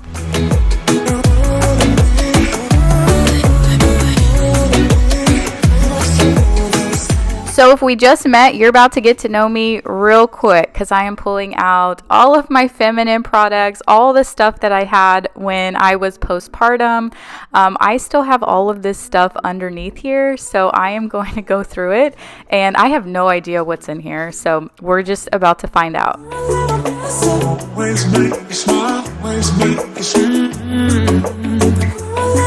So my lazy way of organizing is just to get a big bin and then throw everything in it so it looks contained. So I've had that pink bin forever, and I would just basically throw everything in there that I didn't use for a long time, and that was my previous way of organizing. So I am so glad that we're about to change that. This is where I plan to put in my little stacking shelves. So I have seen a lot of people use shoe boxes, or the shoebox containers, the clear ones that you can get on Amazon. I looked at those and I really wasn't sure. So I ended up getting the M Design ones only because the dimensions are what I wanted. And I will just say one thing, I'm not really that crazy about them. I don't hate them, but I would probably try the clear shoebox method first because they were expensive. Like that for 4 of those was like almost $50, which is pretty pricey for little containers. And one of them came a little bit cracked, and the drawers are a little bit difficult to pull in and out. But the reason why I didn't return it, one was because I just wanted to get this project done. I didn't want to have to hassle with it. But also, number 2 is I liked the size. So the size of it and the dimensions and everything was what I was looking for, which is why I purchased it in the first place. I did not have a full idea of what I wanted to put in these drawers. I just knew I needed one for like travel, the little travel size soaps and stuff like that, and then I knew that I would just figure something out. Since I didn't know what was in my drawers, it was hard for me to plan what I was going to put in those. Had time that we wasted. We were young and so dumb. So the purpose behind this container was to fit all of like feminine products and tampons and stuff. So I see a lot of people just put their feminine products just in those little pull-out drawers. But something that I do is I like to keep it by the toilet. Sorry if this is TMI, but I like to just keep my feminine products by the toilet because it's easier just to grab them. Like I'll put them behind the toilet hidden a little bit. So I didn't really want to put them in a pull-out drawer. I thought if I just had like this prettier container, then I can just put the container in the restroom during that time and then move it back when I don't need it anymore. Yeah, I wanna do it all again.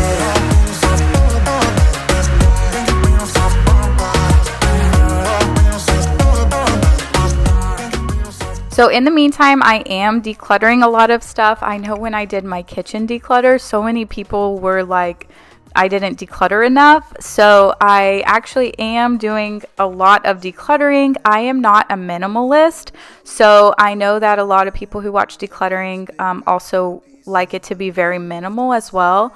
I am just organizing what I have. I'm decluttering. I declutter like almost 3 trash bags, but just keep in mind that it's not a minimalist video. I'm not advertising minimalism. I'm just advertising functional. So whatever works for you, whatever is more functional for you, whether that's less items or more items based on what you use and your preference and your space, just keep that in mind. Yeah, I wanna do it all again.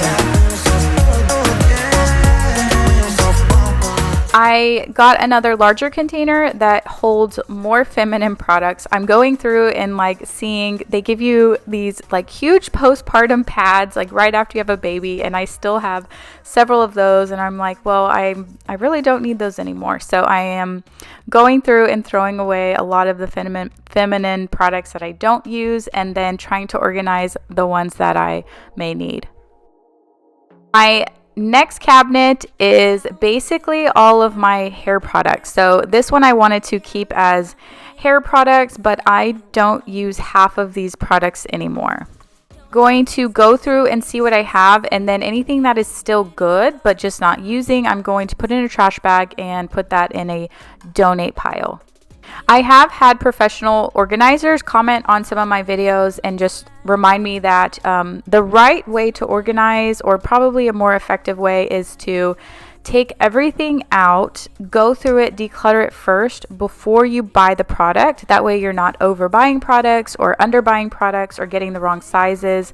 Is because when I start a project, I kind of just want to get as much done possibly in that one moment when I'm like in the zone. You guys probably know what I'm talking about. As I can. I don't want to like be interrupted or anything and have to go buy products or order products online and then come back to it a few days later, which I can totally do that, but I just don't prefer to do that. And a lot of us don't have time, like, you know, if you watch The Home Edit on Netflix, to leave the disaster and then go to the store for a couple hours and come back. A lot of us don't have time to do that. So I just kind of, what I like to do is map out and plan everything. So like I already had an idea of categories that I wanted in each cabinet. And then another thing is that I'm reorganizing my whole house. So whatever, if I do overbuy a product, then I just use it in another area. So like, for example, my pantry, I had other containers that I just ended up using in my refrigerator or somewhere else. So for me, it didn't bother me that bad in case I overbought. And then if there is 1 or 2 things that I still need, then I could get that later. So that's just my whole thought process behind it.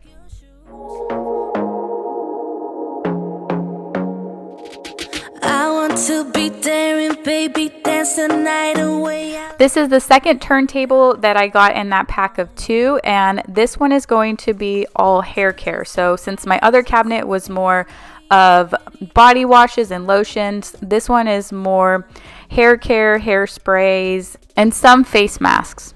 And you guys are gonna laugh so hard. Do you remember the Bump It? Is this a Bump It? I don't remember. It basically creates a bun in your hair. I got that so many years ago. I don't know why I kept it, but yep, I still have that. You can do better. I dare you to be wilder. I don't fit into your box. Beauty queens without no flaws. You can do better. I dare you to be wilder. I want to be silly, baby, dance the night away. I'll kick my shoes off. if I want. This bottom container is a longer container that I'm just putting hair tools, so like different size curling irons, straightener. I have a little wave machine too. I got rid of a lot of them, and those are the ones that I ended up keeping. Let me show you what a good time looks like. You can't do better, so much better. I don't fit into your parts, beauty queens without no flaws. So now this is Chris's side of the bathroom. He just has one cabinet and 2 drawers, and basically this cabinet is for all of my cleaning stuff. You can do better, I dare you to be wilder. My thoughts on this cabinet was to just keep it simple and just get one bigger container that would hold all of the extra cleaning stuff. Baby, let your head down, be a little wilder. Baby, kick your shoes off, you don't have to hide it. Baby, let your head down, be a little wilder. Baby, kick your shoes off, don't hide. I had to stop real quick and empty out all the trash and donate pile just to clean up the area a little bit so I had some more space. You can do better, I dare you to be wilder.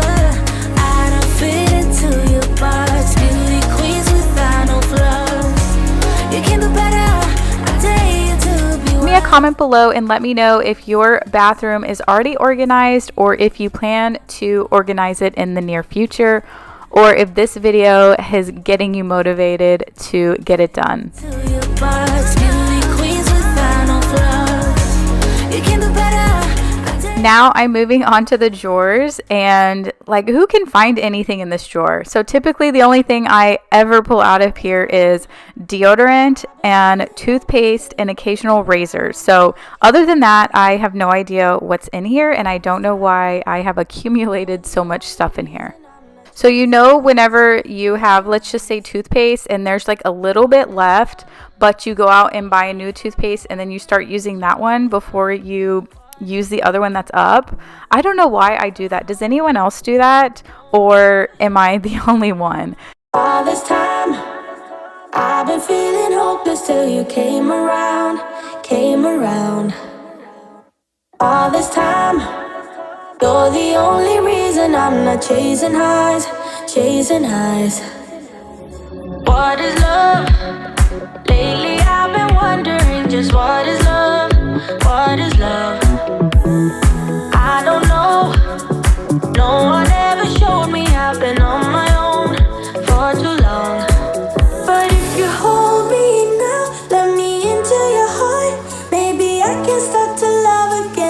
After I took everything out of the first drawer, I knew that I wanted to like mix some stuff up. I wanted to see what was in the second drawer before I put everything back. So the next thing I'm doing is opening up my second drawer and taking everything out, seeing what I have before I figure out how to organize the two.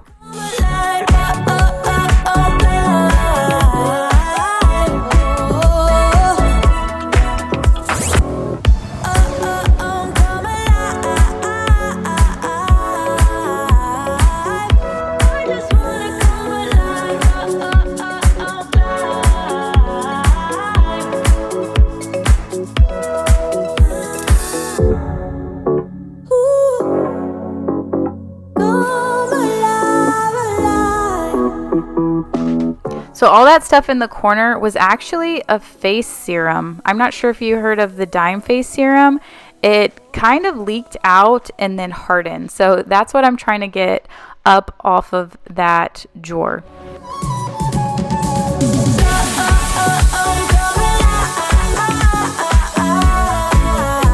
I will admit that I started this project at about 7 o'clock at night, thinking that it would only take me an hour, maybe an hour and a half, and I think that it's almost 9:30 now, but I am determined to finish it tonight. These are little containers that I got from Home Goods, and they came in a set of 2. They were $12.99 from there. I saw them on Amazon or somewhere else, and they were around $15. So definitely check out your Home Goods or TJ Maxx or anything like that if you have some time. The longer containers are actually containers that I got at Target, but I originally wanted to put my makeup in there, and whenever I tried to reorganize my whole makeup drawer, the containers were too long. So that's why I am just reusing them in here, and they actually fit perfectly. The only thing that I ever use this drawer for is like ponytails and bobby pins, hair stuff, and some of the stuff for the girls, like the nose sucker outer when they're sick. So those are the only things that I'm keeping and putting in this drawer. That little device up there at the top that I just moved, that's actually a body fat percentage. So I keep it in the bathroom because it detects your body fat, kind of like if you're measuring your scale weight and body fat percentage. One day it's over, baby. Someday we'll find a way out. Now heading back to the first drawer, I mentioned that the only thing I ever used in there was like toothpaste, deodorant, razors, and then those little wipes are actually makeup remover wipes, and then occasional Q-tips. So I figured that I would just get rid of everything that was in that cabinet and only put in the items that I'm actually using. I'll sing you any song you wanna hear. 'Cause you turn ashes into a place to start. 'Cause you bring home. Now that I have my main items back in the drawers and cabinets, I'm just going through any additional random things that I think that I will either use. I'm just categorizing them to the areas that I already organized, or if there's anything that I don't think I'll ever use, then I'm just putting that in the trash. Will stay a year, maybe turn joy to sorrow, maybe you leave me here.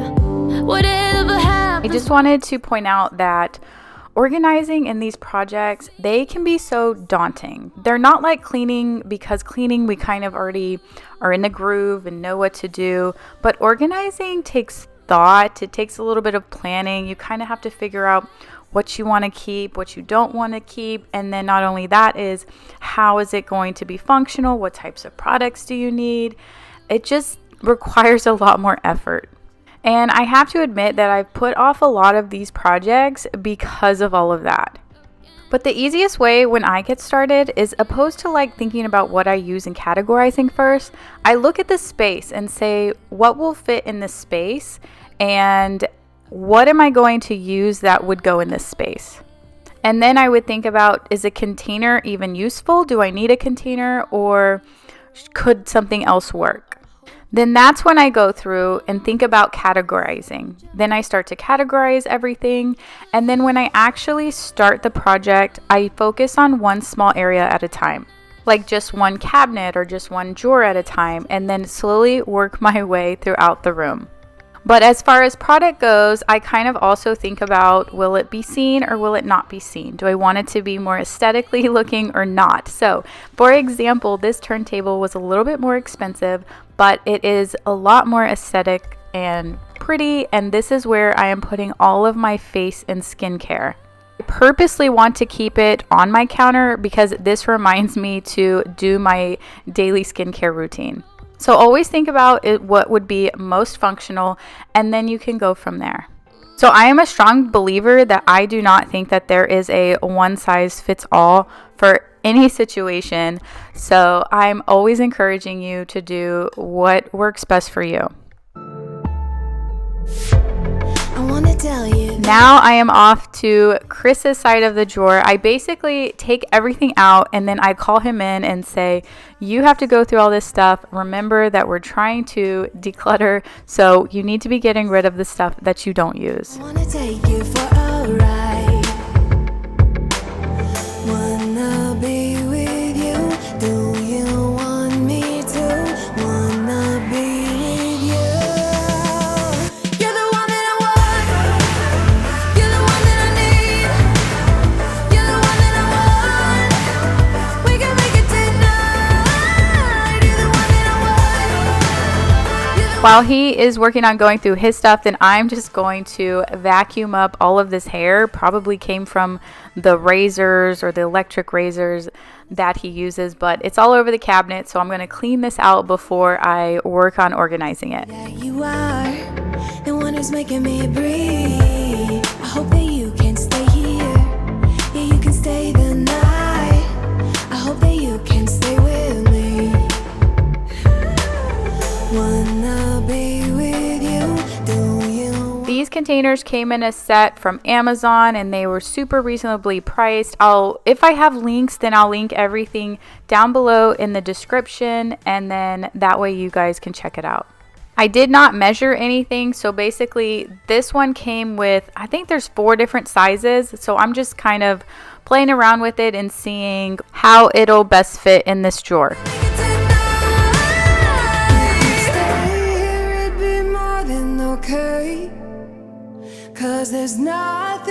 If you're new here, I wanted to quickly mention that in the next 2 weeks, I will be launching my YouTube mentor course and program.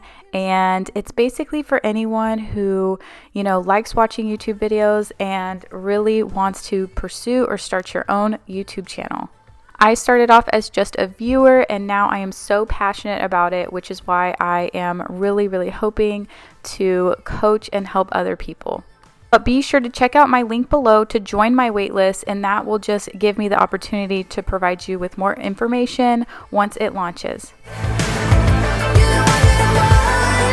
So now I have both of his drawers done, and I have about 3 bags of trash and donations. My next step is to use my brand new Cricut Joy to make easy labels. So this is actually my first time ever using a Cricut machine, and I was a little intimidated at first, thinking that it would be really hard to use, but it was in fact the complete opposite.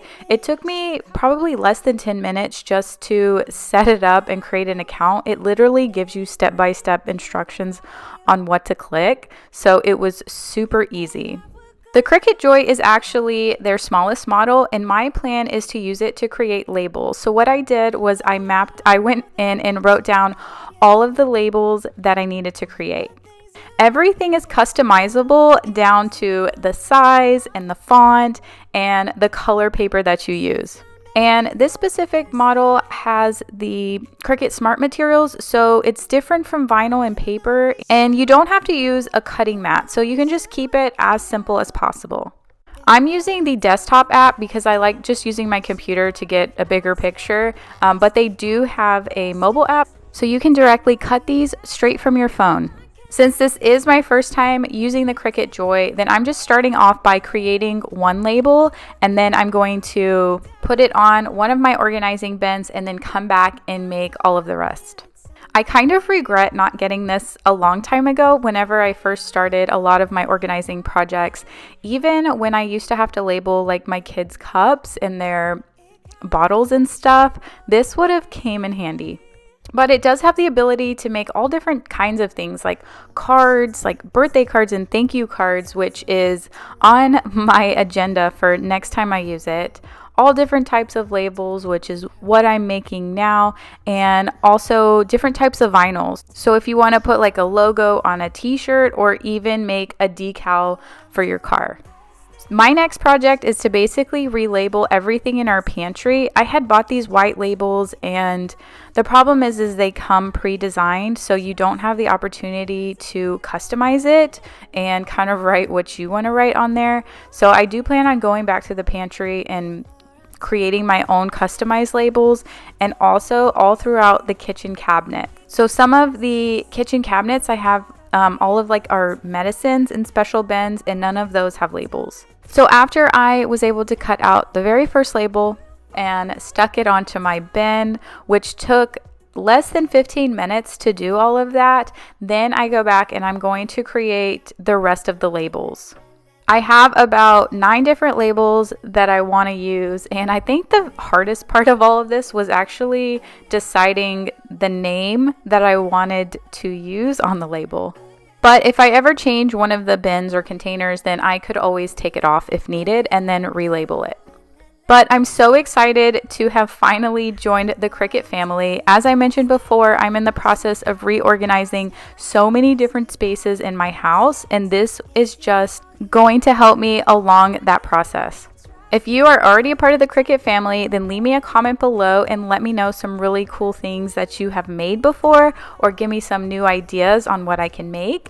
And if you have not yet joined the Cricut family, then I have a link down below that you can use to finally get your hands on one of these, and trust me, you won't regret it. Don't wait as long as I did. So thank you so much, Cricut, for helping me on my organizing journey and sponsoring this video.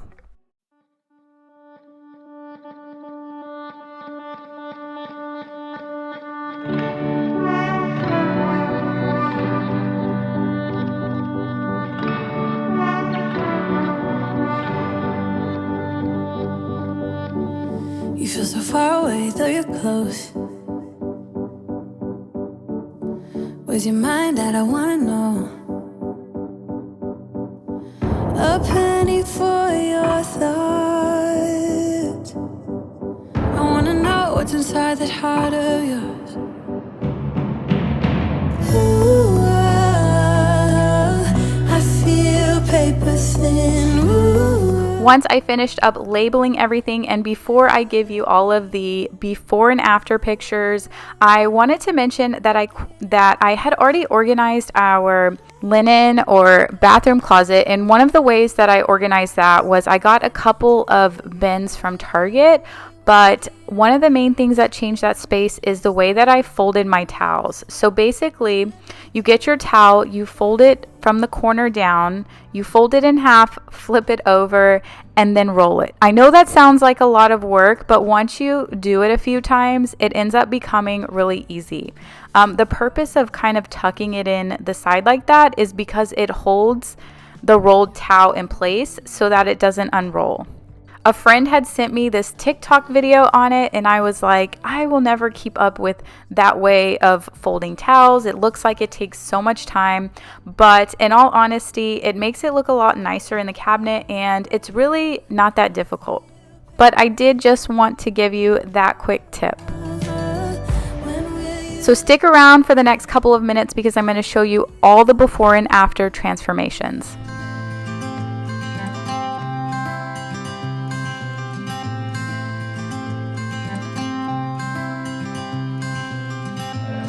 You had me at hello, 'cause where you go is where I go. I don't need nobody else. I got you, and you got me too. You can ride out all the blue. I wanna do what you want to. We can leave and run away someday, someday. I've been saving you, and you save me too. Yeah, I need it, don't you need me too? 'Cause I need you. Yeah, so call me anytime that you need a favor. Call me anytime I can come and save you. Oh, oh. Call me anytime that you need a friend, and call me anytime when you're out of time. And you, I got you, and you got me too. We can always make it through. What we do is what we do. I can take you anywhere, somewhere. We won't be scared. You will see me flying high. I'm staring into your blue eyes. Thank you so much, you guys, for watching today's video. I truly appreciate each and every one of you. If you're not already subscribed, then make sure you're subscribed so you don't miss another video.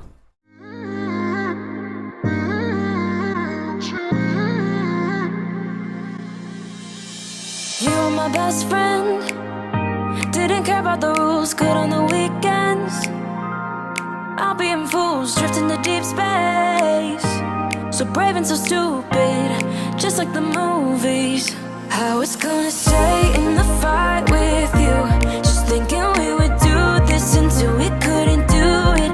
Each and every high, every night with you, you and me so clueless. We were just broken, shattered, singing along to nothing matters. Stray around like nighttime rumors. We were in too deep. In your worn-out sweaters, thinking we'll be young forever. Driving in your mom's old hatchback, and we were in too deep.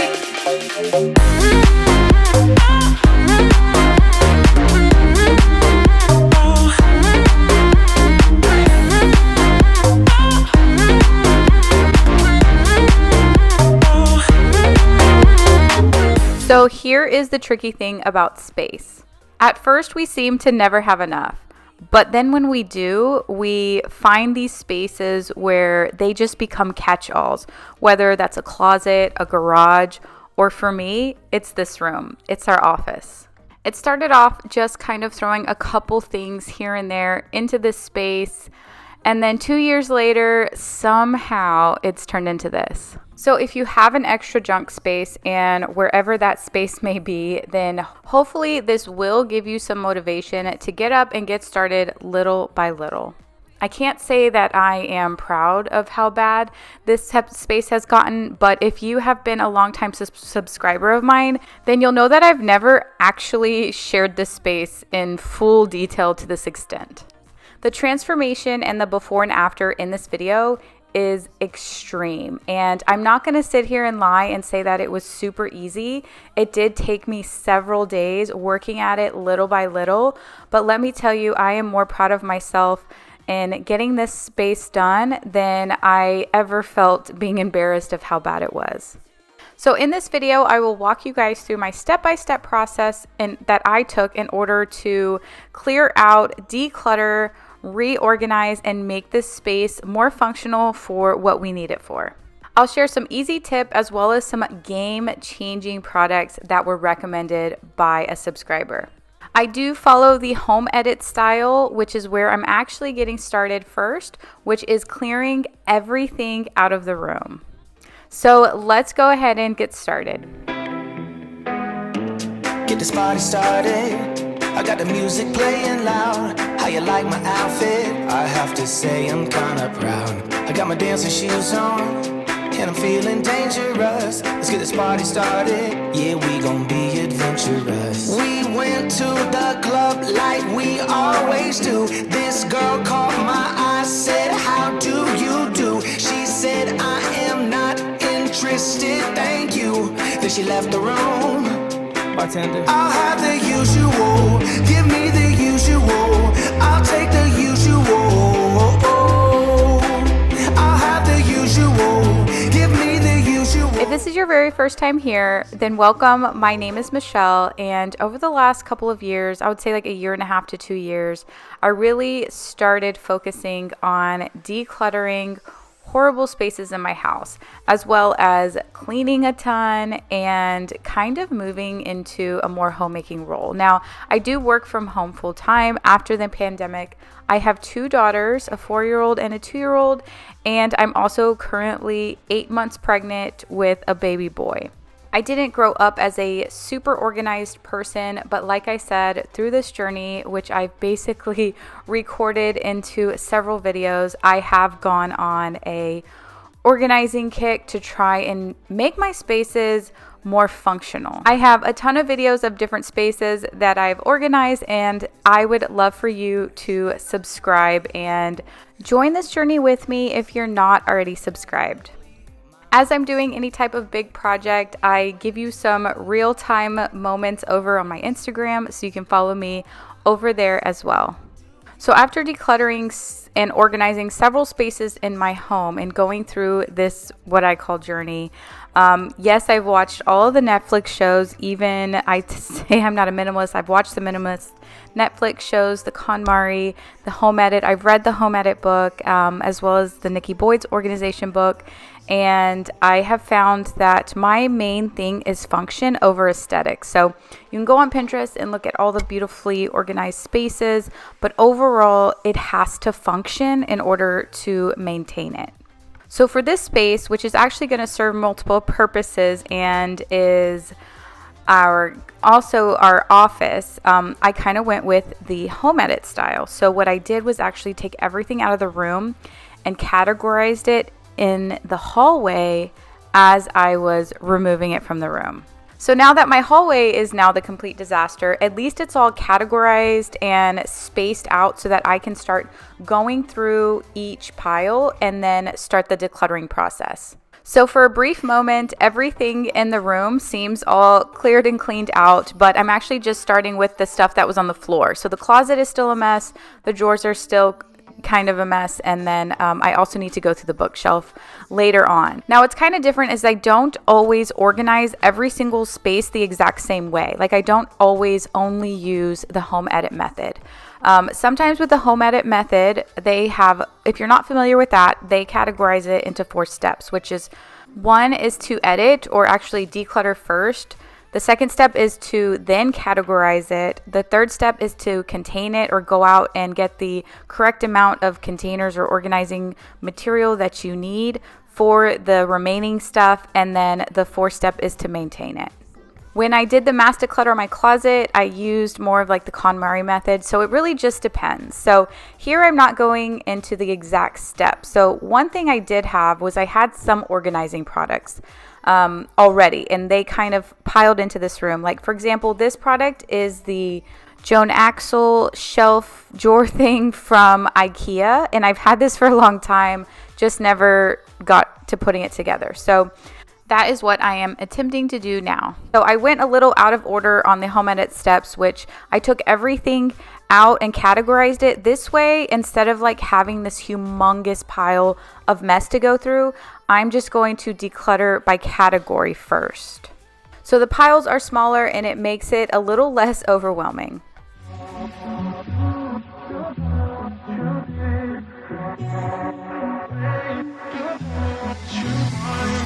Hey, I don't get what this is about. You got my head spinning on my shoulders. I feel it burn inside of my chest. See the lines as they blur out. I can feel it knocking me out. You're bringing me higher and higher in every way. And all of my doubts, I can feel them, they're fading away. Oh, you're like a fantasy. I know this can't be real. I'm falling way down, all delusional. So I mentioned earlier that I needed our office space to function in 4 different ways. Number 1 is as an actual office where we can keep our office supplies and things like that. Number 2 is where I would keep like all of my crafts, like the Cricut or like art and crafting supplies.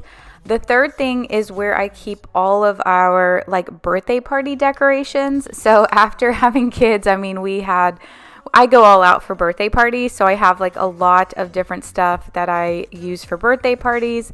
And then the fourth thing, as you can see here, is like bags, like gift bags or gift wrap paper or anything for gift wrapping or giving away gifts. If there was anything in my piles that did not belong into those 4 categories, then I needed to find a different spot for them.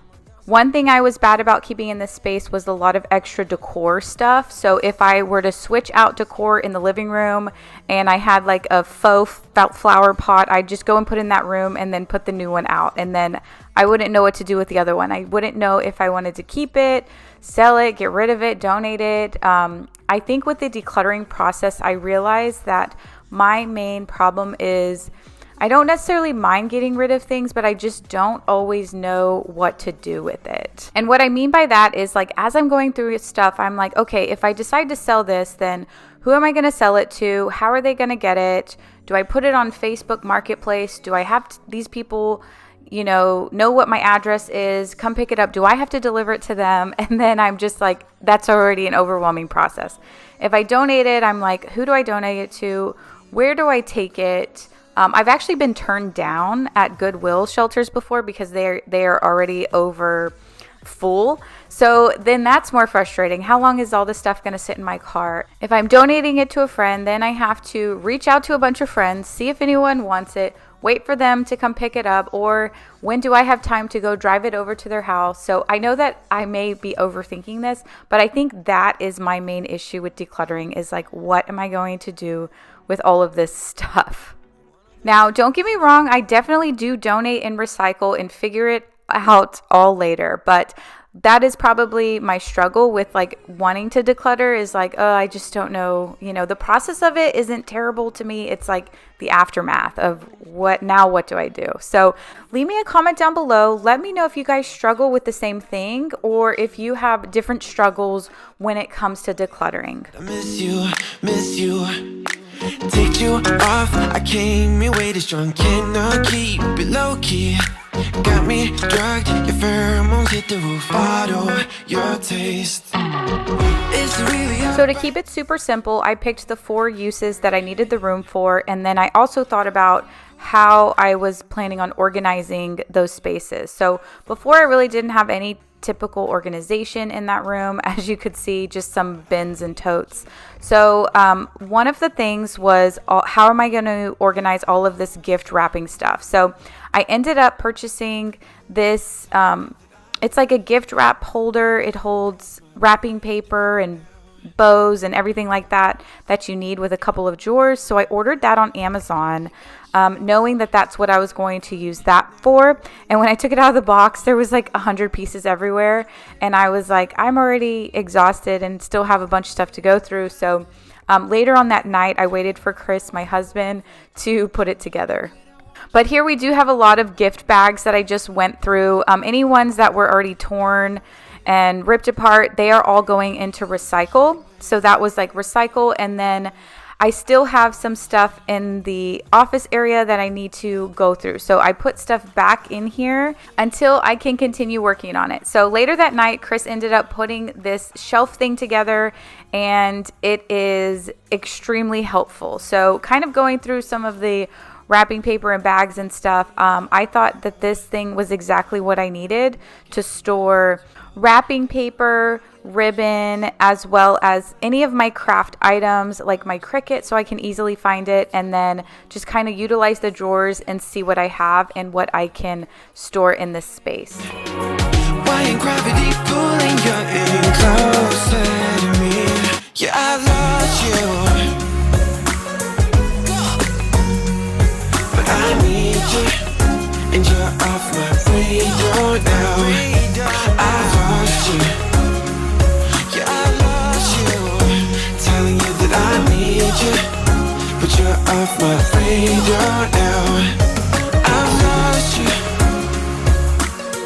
So if you hadn't noticed, most of my stuff was crammed at the bottom of an Amazon box, meaning that I probably didn't even know I had half the stuff in there, and I'm trying to make it visible so that I know what I have, I know where to find it, and I can use it more often. So as we are approaching the second day, my goal is to start bringing stuff out of the closet.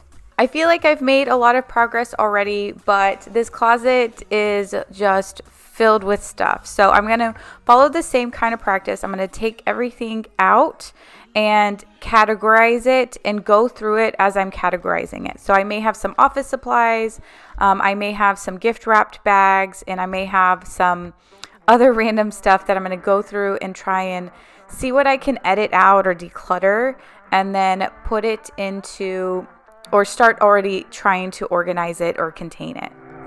Yeah, his baby said that they don't got a future like that. It burns, so give him something worse to kill his head with, make him forget somehow. Might be that another day she would have wished he stayed, but they're done. Sorry's won't be enough this time. Yeah, he's calling all his friends to get some action and distract him right now. on the line, let's get this started. Where's the party tonight?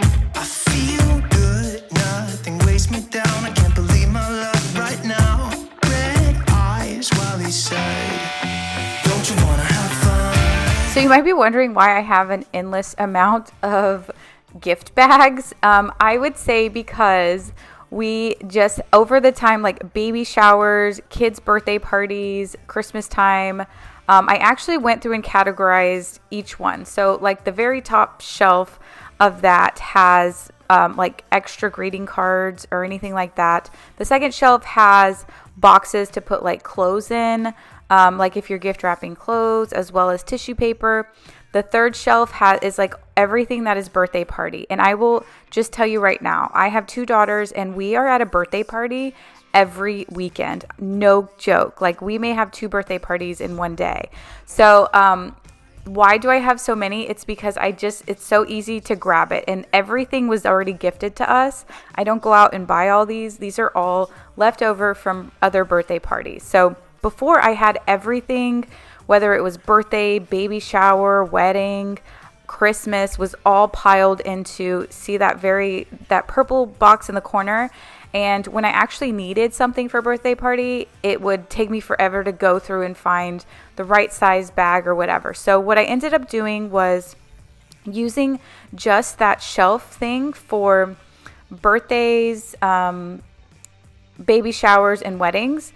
And then anything that was Christmas related, then it went into that hanging bag organizer. So I could use just that for Christmas, and then I would have this ready and available for birthday parties, weddings, showers, anything that I needed kind of last minute. Also, I did go through some of these bags that are everything is being recycled. So I have a couple of bags, boxes, things that I don't need that are going into the recycle bin. A lot of them were just ripped or damaged or bent or old, so that's why they ended up going there. So category 1 is done and organized, and that was all of my gift bags and gift wrapping gear. So my next step is to go through these 2 ginormous bins, which consist of anything that I used to craft with. So I used to craft kind of a lot. I would make wreaths, and I used to make like the girls' tutu skirts, Halloween costumes, anything. When I had a lot more time, I used to craft a lot more. But anything that was left over just kind of went in that bin, as well as any type of birthday party decorations that are left over. Now, like some of the birthday parties we had, for example, like Hawaiian, we reused things when we did Moana, which is like a Disney Hawaiian character.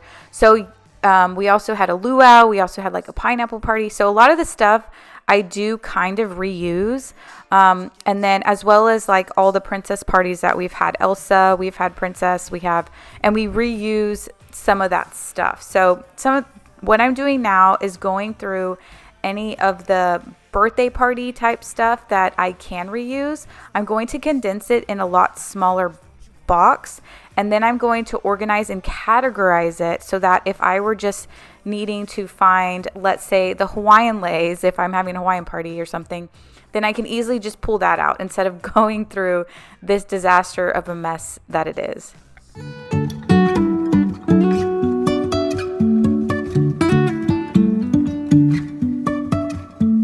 Life is a winding road, no telling where it goes. Driving through days and nights, won't stop for traffic lights. And I really wanna know if I'll ever figure out. So my next category of things to go through and organize was birthday party decorations. And I had a humongous bin piled full of stuff. And when I took everything out of those bins, I realized that I had 2 main birthday party or party theme types. One was like princess, anything princess related. And the second was like Hawaiian tropical animal. So I ended up getting 2 bins and then categorized everything into those 2 piles. And then I just thought, how can I make this more manageable? So I just grabbed plastic sandwich bags and started organizing in there. I mean, super cheap, super affordable, and it actually worked out pretty perfectly. So within the 2 bins that I used, remember, one is for like princessy type decorations or whatever decorations that you need. One was categorized into, animal, tropical type stuff. Then within that, I had organized everything else in plastic bags. And since these aren't anything that I use like on a regular basis or every single day, I plan to put these 2 tubs into the attic. Keep on holding my head high, even if the sky is falling down. Even if the sky is falling down, yeah. The sky is falling down. So here is my next decluttered or recycled pile. I did try to get rid of boxes. So anything that was in a box, I wanted to get rid of, and I put like kind of sealed tight in those, Ziploc bags that I mentioned. Anything that I didn't need at the bottom of that bin, like half cut ribbon or something that I wouldn't use, probably paper and other types of trash that is recyclable. And then this freed up my humongous tub to use somewhere else. So now that those 2 tubs are organized, then my next step is category number 3, which is all of my crafting supplies. I would make anything from diaper cakes to wreaths to the girls' tutus, birthday party decorations, just all types of stuff, which is why I have so much stuff. So my goal here was to, once I got everything out, was I made a Target run and bought 5 bins. But these were just the small bins to go in the top of the closet, but 3 of those I dedicated to craft stuff. And here I went one extra step to use the sandwich bags to organize it one level further.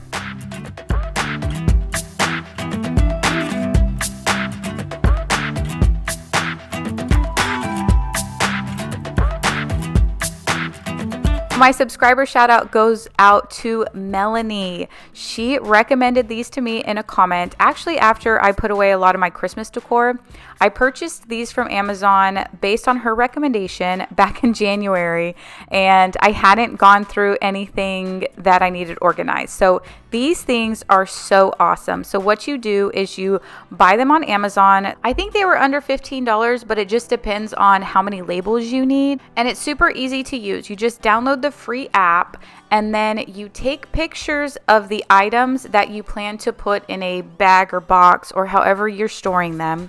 And then you assign those pictures a specific QR code.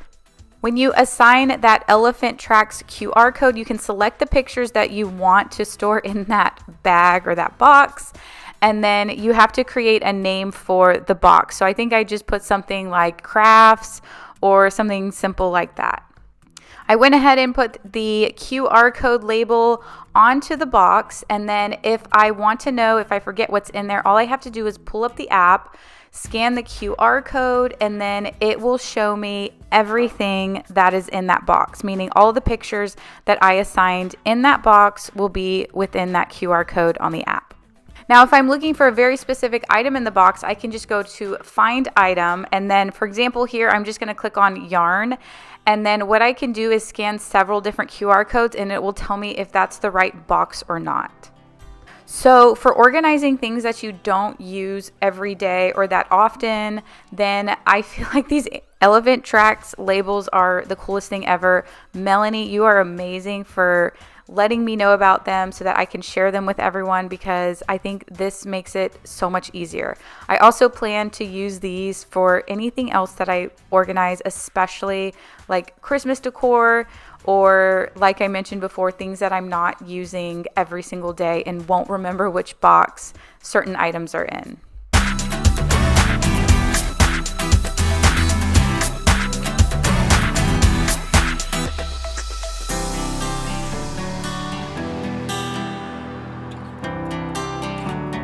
So while I was going through one of those craft boxes is where I found a lot of my yarn.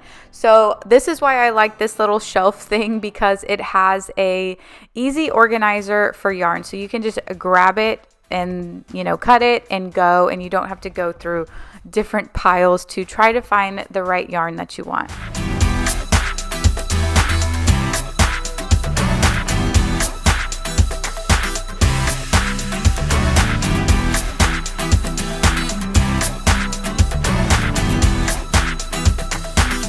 So now I'm feeling really confident. I have majority of my craft stuff decluttered, which was category number 3.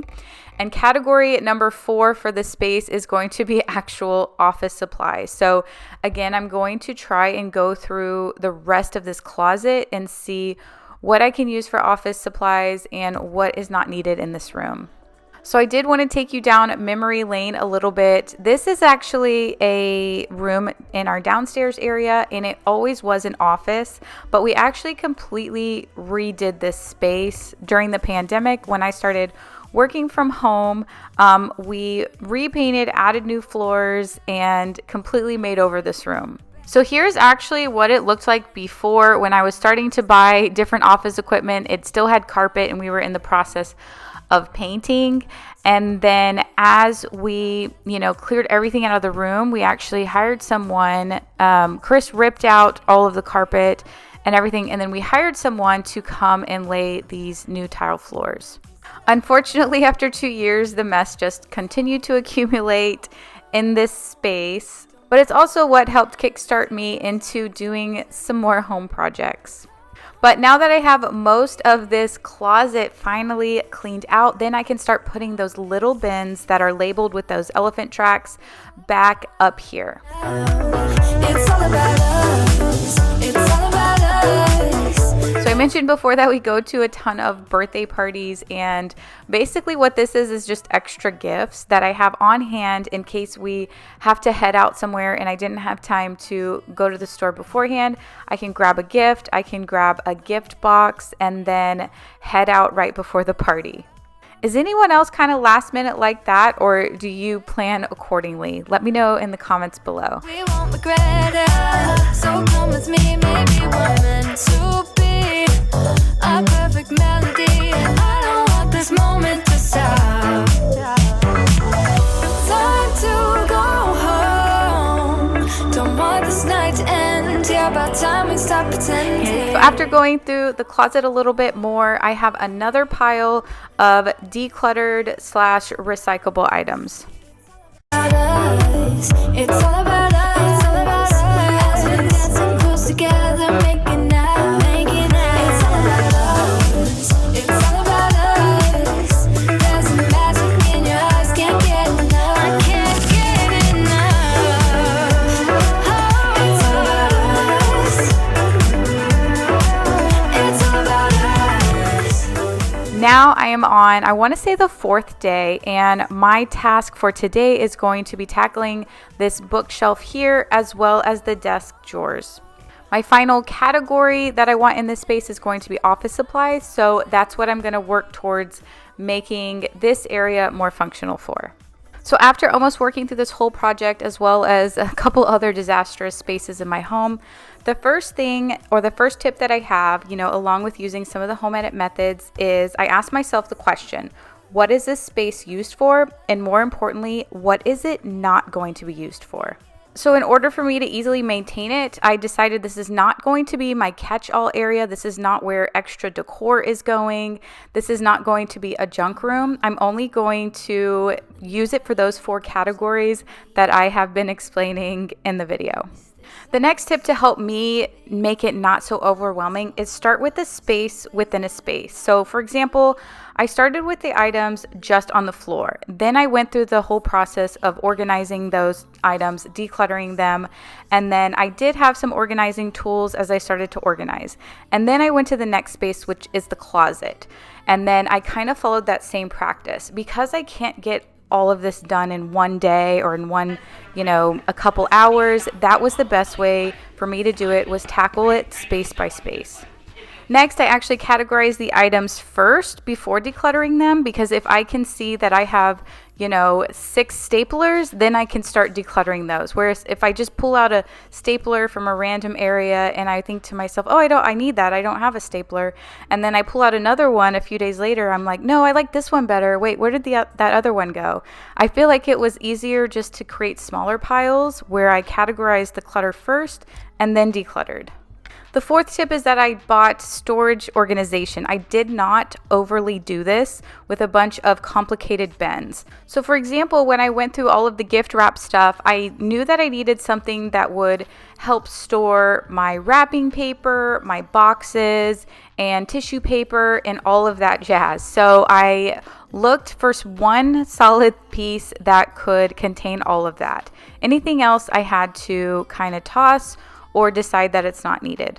Then I went to the next category, which for example was crafts, and then I did end up buying some bins and figured out the best way to organize all of those little items, even if it did contain just some Ziploc bags. Now for the office supplies, I got a couple of these trays from Target. They're literally just a couple dollars, and because these drawers are not very deep, I needed something very thin but would also help separate the items that I needed in the drawer. And my final tip is to not stress or overthink about it. You can always go back and change something if you don't like it later on. I never thought that I'd be able to enjoy this room because no matter what I did, it would just keep getting recluttered until I just avoided it altogether. But now I put in place some systems that work, and I know that I'm going to be able to maintain. But make sure that you stick around for the next couple of minutes because I have some awesome before and after pictures to show you.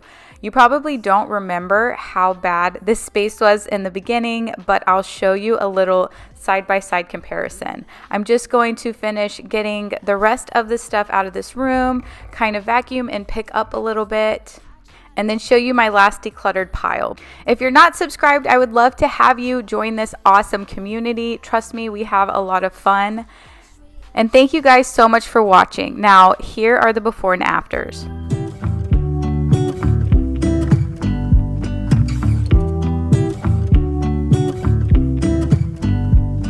I pull into your driveway, it's a Saturday night.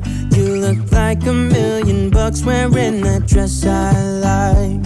You're smiling, but there's something missing in your eyes. Girl, I can tell that you have something on your mind. But I will make you forget all your sorrows. Let go like there's no tomorrow. Let's have a drink, just relax, all your problems will fade. If you're ready for a good time, count on me.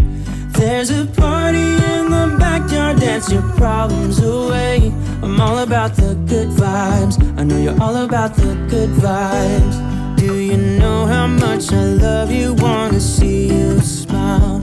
Where's that happy girl that I know with a heart on fire? I'll do anything to make it fine, but I can tell that you have something on your mind right now. But I will make you forget all your sorrows. Let go like there's no tomorrow. Let's have a drink, just relax, all your problems will fade. If you're ready for a good time, count on me. There's a party in the backyard, dance your problems away. I'm all about the good vibes, I know you're all about the good vibes. I'm saying let's go, you're saying maybe. Let's find a disco. You're stuck at home being so lazy. Hey. Give me some, give me some, give me some, give me some, give me some energy. Wanna come, wanna come, wanna come, wanna come, wanna come dance with me. Give me some, give me some, give me some, give me some, give me some energy. Wanna come, wanna come, wanna come, wanna come, wanna come dance with me. There's no fire without smoke, I ain't letting you go. I can see you buzzing like you can't say no. There's no fire without smoke, I ain't letting you go. Come on, let yourself be free, be the best that you can be. Come move your body, come move your body. Only settle for the best, live your life with no regrets. Come move your body, come move your body. You must be crazy, turning me down like that is pretty. So the main question is, after you have organized one of your spaces for the very first time, How long does it stay organized? Let me know in the comments down below. For me, it's been about 1.5 years since I've organized this pantry, about a year since I've organized our kitchen drawers, and about a few months since I've organized the refrigerator. So those are the 3 areas that we're going to focus on in today's video. So from complete disaster, like no, seriously, disaster, to perfectly organized, to several months, even years have passed, and now we are reorganizing. So I'm going to go through everything, give you all of my recommendations, my tips, what products I use, what I didn't like so much after using them for a long time, and any changes that I need to make to my organization process that just wasn't functional, or any ways or ideas that I know that I can make that space more functional. So as I'm getting started, I wanted to thank Ritual for sponsoring today's video. I've seen lots of people recommend Ritual, which is why it caught my attention. I'm not always great with taking vitamins, but being pregnant, it's an absolute necessity. So the Ritual Essential Prenatal Multivitamin was designed to help fill nutritional gaps in the diet with obsessively researched nutritions for you and baby before and during your pregnancy. One unique thing about the Ritual prenatal vitamins is not only are they citrus flavor, so they're easy to go down, they are designed for delayed release, so they are gentle on the stomach as well as vegan friendly. They are formulated with 12 key nutrients in high quality bioavailable forms.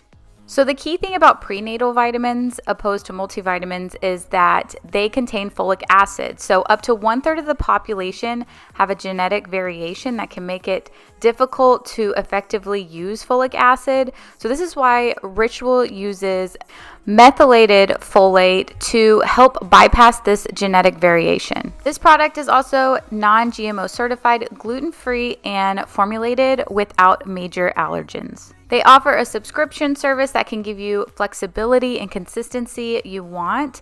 And if you don't love Ritual, within 30 days, your first order is on them. So now I'm going to go ahead and take the recommended dosage, which is just 2 capsules a day.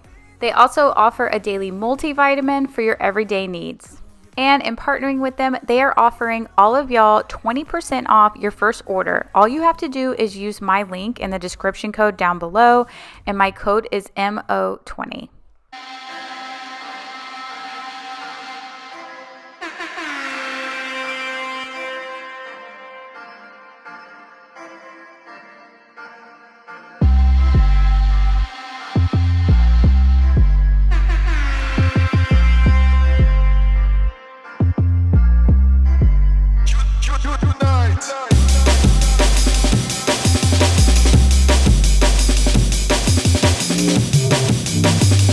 So if I'm being completely honest, I don't think that the pantry is all that bad. I try my hardest to keep up with the pantry. I think having the pantry and drawers, like clothing drawers, are 2 of the most important things to have organized, or at least have been game changer-ish for me, you could say. So I'm not if you're new here, so my name is Michelle, and I'm not a like super great organizer, or like obsessed with organizing, or like belong on the home edit show or anything like that. I got encouraged to start organizing. Like it never even crossed my mind to buy bins or do things or organize. You know, everything had a place, but it just wasn't pretty, I guess you could say, and it wasn't super functional, but I just kind of learned to like deal with it and work around the mess. And then, you know, when a lot of these like organizing shows came out, and a lot of YouTube videos came out, then I was like, wow, organizing is like a real thing, and wow, it does seem like it can make your life easier. So over the last 2 years, I want to say, is when I was like, okay, I'm going to start organizing things. I'm going to be like really organized. I'm going to try and be one of those people. I'm going to see how well I can keep it up, because probably that was one of my biggest fears, is if I spend all this time organizing, if I spend all this money on these pretty baskets or, you know, bins and stuff like that, is it really going to be kept up with? Am I going to be able to be in that habit of constantly keeping it clean? So I would say like some things, not so much, but the two biggest things that have been just game changer, if you're like deciding to start organizing, or if you're not, as organized and want to become kind of organized, are going to be the pantry and my drawers, like for clothes. So when I first started organizing the pantry, and I'll take you down memory lane, I'm going to link that very first video down below because it was so bad. Like my pantry was really bad. I got rid of so much stuff that was expired in 2012. Like that's how long that I've had some of the stuff. So this is actually not that bad compared to, when I very first started. But I feel like I've been able to keep up with this space the best because it's made the biggest impact in just day-to-day life. So what I'm doing now is I've just kind of started one shelf at a time. I started from the floor and I'm going upward this way because the floor part wasn't that bad. Sometimes I like to, if it's a huge task that I need to take on and it seems a little bit overwhelming and unmotivating because you just kind of don't know where to start. I start with something that's easiest. So that way it's just like, okay, this is a no-brainer. Let me just take this out or let me just wipe this down.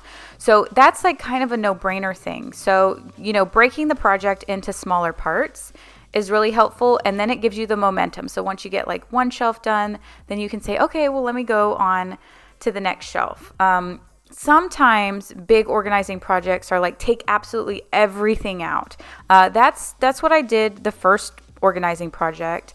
And I remember that I didn't think that it would really take me that long. I was like, okay, probably all this stuff's expired. It took me 8 hours to organize the pantry, and I was like dying at the end. But anyway, I know that this isn't going to take me nearly as long as that. So when I first started this project, the thing that I first wanted to do was pick a theme. You go on Pinterest and you see all these pretty pantries and you see like wicker baskets and wood baskets and white baskets and black baskets in all different colors, and the way that they're labeled and the way that they're all done is all different. And you're just kind of like, well, I don't know what baskets to buy. I don't know what size to buy. I don't know what, space that I have. And when I very first started this, not being a pro and kind of doing it for the very first time, I just kind of said, well, I think I'm just going to buy white baskets and kind of keep it clear and white only. I know that I'm going to need a couple bigger baskets for like breads and stuff. And then I kind of worked my way through that. So I got the white baskets. I got a lot of stuff from IKEA. I went to the store there, picked out a couple of things, and then started buying a couple of the clear organizer baskets. I tried to think about what are some of the things that I buy a lot. I buy a lot of granola bars and things that I want sections divided in.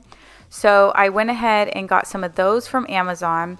And then I just kind of, if there was a couple of things that I bought that didn't work, I used them in different areas and just kind of worked my way and maneuvered about, what I think works and what doesn't.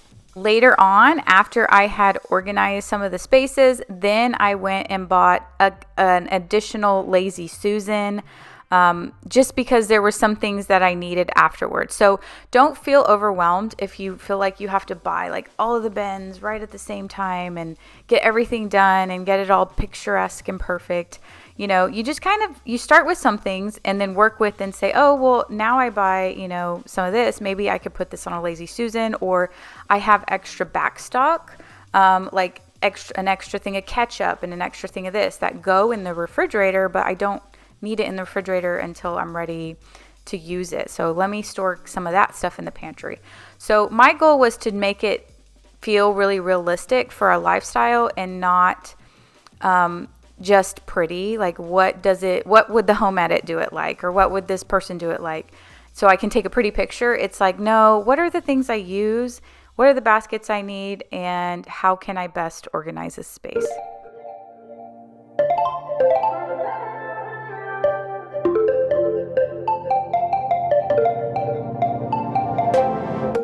Want to keep it nice and clean, not freak out and cause a scene.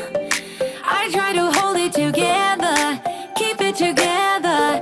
Not sure who I really am, just be cute cute and super bland. I try to hold it together, keep it together. Been playing it down, but I'm so getting tired. Another thing that we came to realize after about a year or so is that we have 2 toddler girls, a 4-year-old and a 2-year-old, and we would slowly have to start moving things from like the bottom shelf to the top shelf, because what would happen is, they would come in and start opening up snacks and then just leaving them laying around the house. So there were things that at the age that they're at that I want them to ask me if they can have it, opposed to just allowing them to go in and get a snack when they want. Now, I'm sure when they get older, it's like they can go in and grab whatever they want, and I may move some of those snacks to the lower shelves.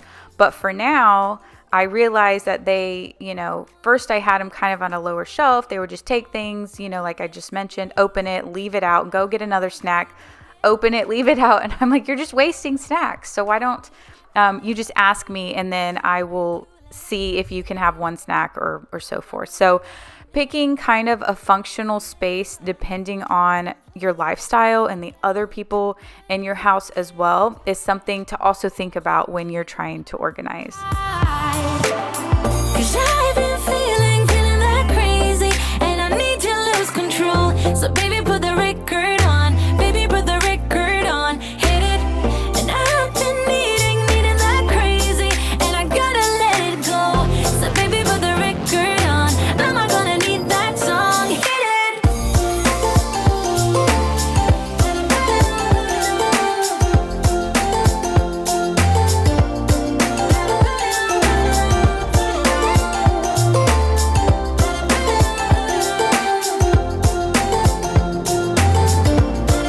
So another thing you might notice is that we don't have a ton of snacks either. Like I don't have a bunch of bins with Oreos and all different types of snacks all piled in, nice and neat. I'm thinking of Khloe Kardashian's pantry when I think of this.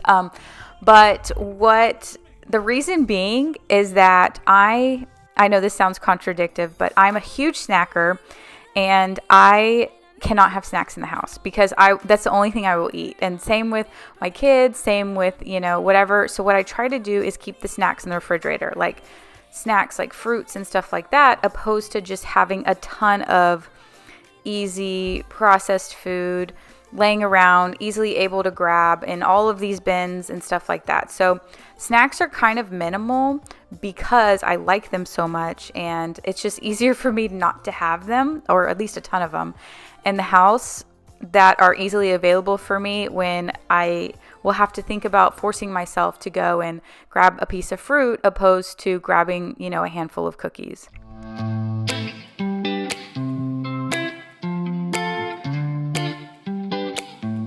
So when I first started off, I also used to have a ton of those cereal containers that are right there. I think I originally bought 4 or 5 of them. And, I would dump the cereal in them, and then they were on the very top shelf. And what happened is over, the course of a year or so, I would grab them and they would fall. Or I would grab something on the top shelf, it would tip that over, fall, and then break. So I've broken about 3 or 4 cereal containers, and I have not replaced them. So I get the question, or at least from friends actually, they're like, well, does the cereal go stale? Or I don't use the cereal containers because the cereal will go stale. So these ones I bought from IKEA, and I think it depends how fast you go through your cereal. If you plan on having your cereal sit there for like 3 weeks or so, then I've noticed that sometimes the cereal does go stale. But if I'm able to go through it in like a week or so, then I have not seen a problem with it. So that's just something to keep in mind. Somebody said the OXO, I don't know, OXO brand of cereal containers, works really well. So I went on Amazon and I looked for those, and they're pretty expensive. So I don't know yet if I want to keep my stuff in cereal containers because it looks nice, and you can see how much you have and when you need to buy more, or if I just want to keep it in cereal boxes. You guys can let me know in the comments below if you have that brand, the OXO brand of cereal containers, or if you prefer a specific brand, or if you prefer not to keep yours in containers.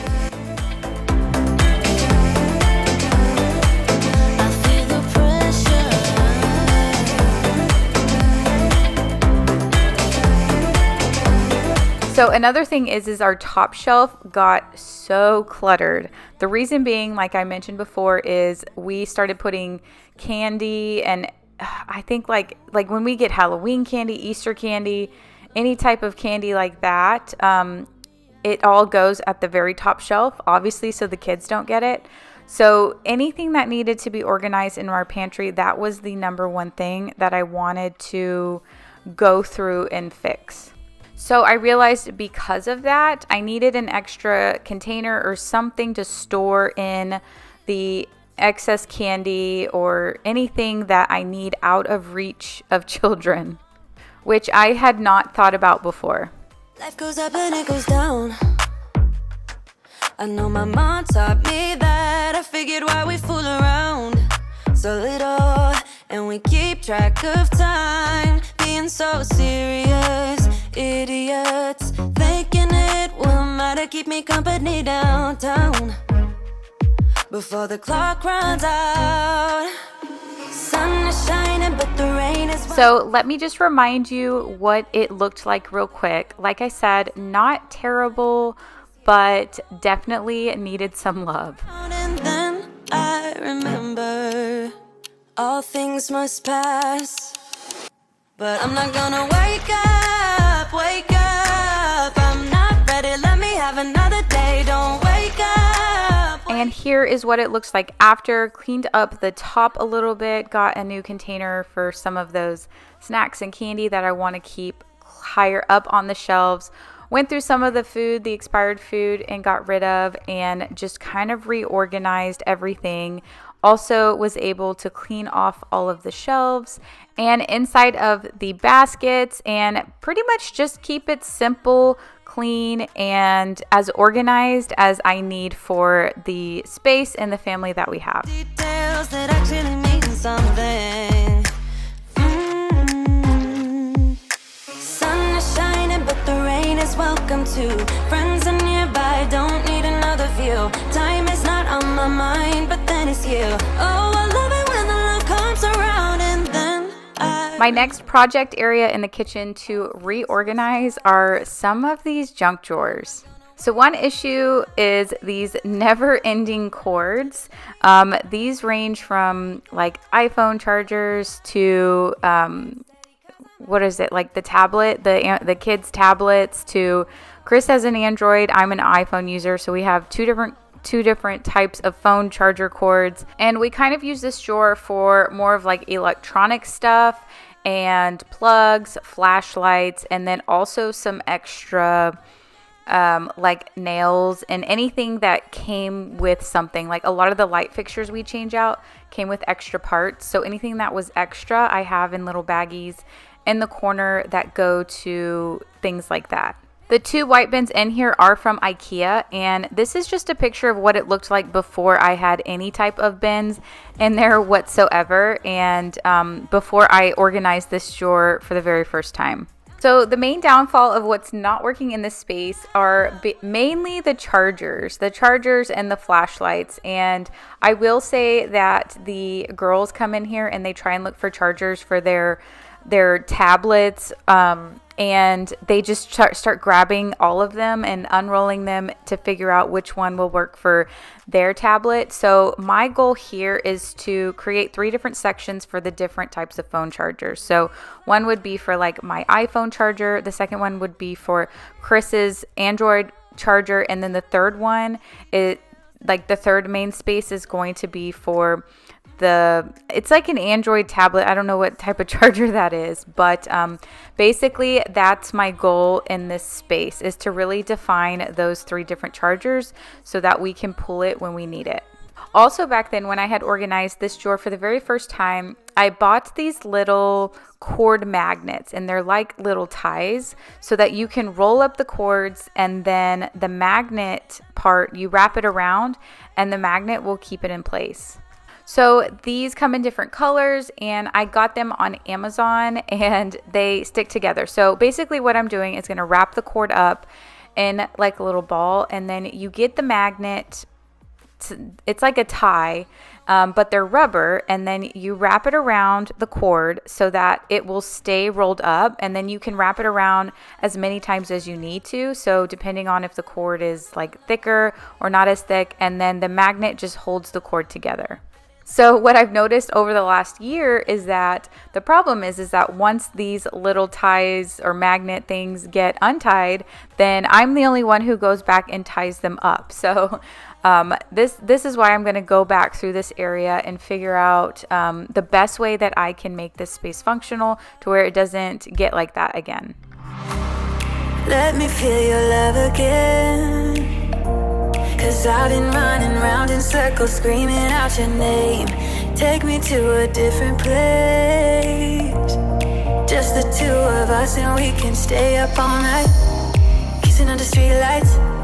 Doing what we want to. Doing what we need to do. Staying up all night. Everything is alright. Oh, I wanna be with you. Oh, I wanna be with you. Let me be the someone who can hold your hand. I don't even know if you can understand how you make me feel. I got you in my head. Oh, I wanna be with you. Oh, I wanna be with you. So after having this space organized for like a year or so and realizing that the cords are the biggest pain point in this area and probably the most used spot in this area, then I decided to grab my little label maker and make labels for which phone charger goes in which area. So like either the iPhone charger, the Android phone charger, or the tablet chargers are going to go in different sections of this drawer. Now I use these drawers a lot. I got them from IKEA.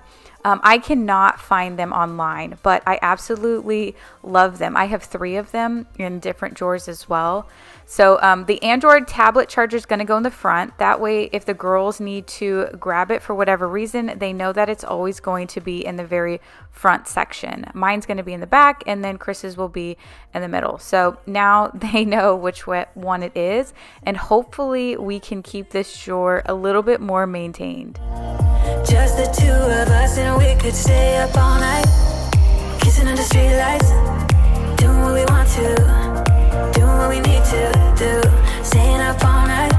This next drawer I'm moving on to is really not that bad. I just have some like non-stick, well, they're supposed to not slide, and they did slide underneath there, as well as like some dirt and stuff. So that's kind of my main goal. It's not really necessarily reorganize this, but to clean it out a little bit better. Now I do recommend putting your like foils and papers in a drawer if you can, if you have extra drawers.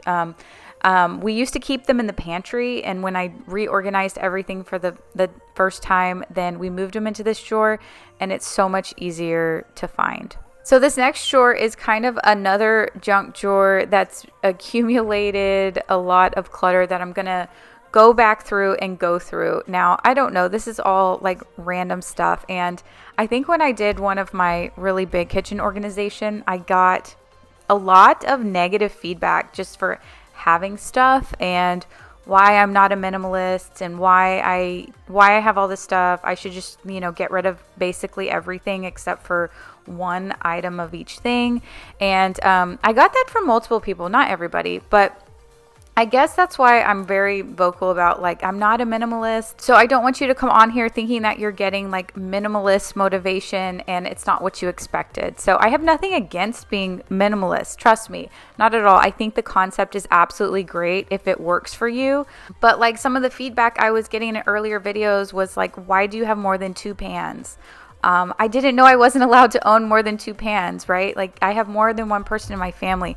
My husband cooks a lot. He prefers cast iron pans, big pans. I hate cast iron pans. I don't know why. I just don't like them. So then I have a set of pans that I like using. So instead of like trying to be minimalist and then fighting with each other all the time about this and that, it's just easier to have a couple of things. Obviously, I don't like clutter, and I don't I know I don't need to explain myself, but just know that like everyone has a different functioning system and everyone has a different family, and not everything works for everyone. So, just kind of do what you can do and do what works best for you. All right, so my little rant is over, and now I'm moving on to the next drawer, which is not that bad at all. In fact, it already looks organized. So what my main goal here is to just kind of make sure that everything is in the appropriate section that I had it in, and kind of put it back and go through, get rid of a couple of the things that I may not use or need.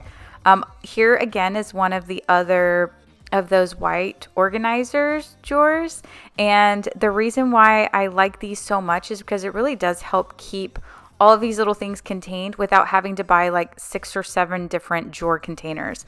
Like I said, I did get this on IKEA, and I cannot find a link to it, but when I went to the store at IKEA, literally it's like, I think it's $5 or something extremely inexpensive. Like I said, I can't look on the store and see again, but that is one of my favorite compartment things. Now, this is Chris's drawer, and we've never really organized this drawer. I have an extra one of those white organizers that I had been meaning to use, and I kind of wanted him to go through all of this stuff to tell me what he needs, what he doesn't need, and how he wants it organized. But it's been like a year, and he still hasn't fully gone through it. So what I'm going to do is kind of take all these papers out that he needs to go through separately, and then organize it as best as I can. And then there's a couple things that I'm not sure of what they are, so I just wait for him to come home and let me know if he needs it or not.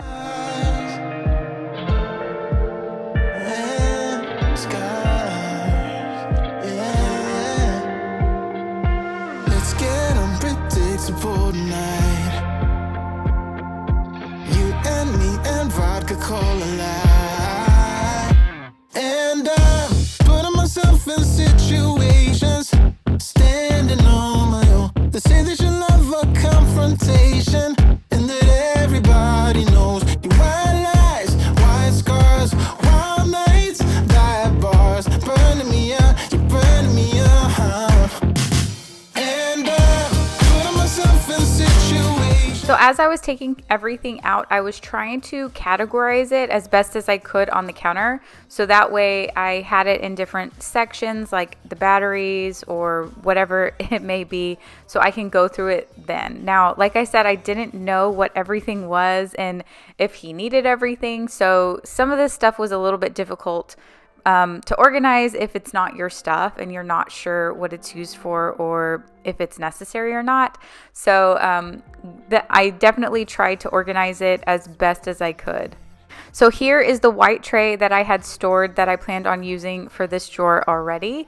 And the first thing that I'm going to do is put back some of the pens and markers, get rid of anything that's in a box besides the batteries, I think, and then have little sections for the things that are most important. So the most important thing for him are keys to specific things. So I tried to keep that closer to the front of the drawer. And then anything that wasn't used as much or as often, I tried to put that in the compartments in the back of the drawer.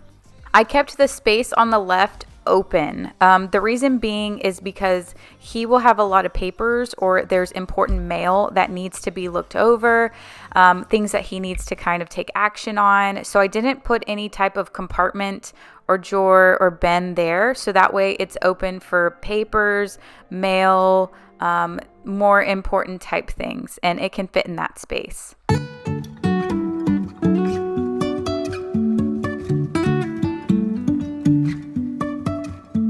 Life is a winding road, no telling where it goes.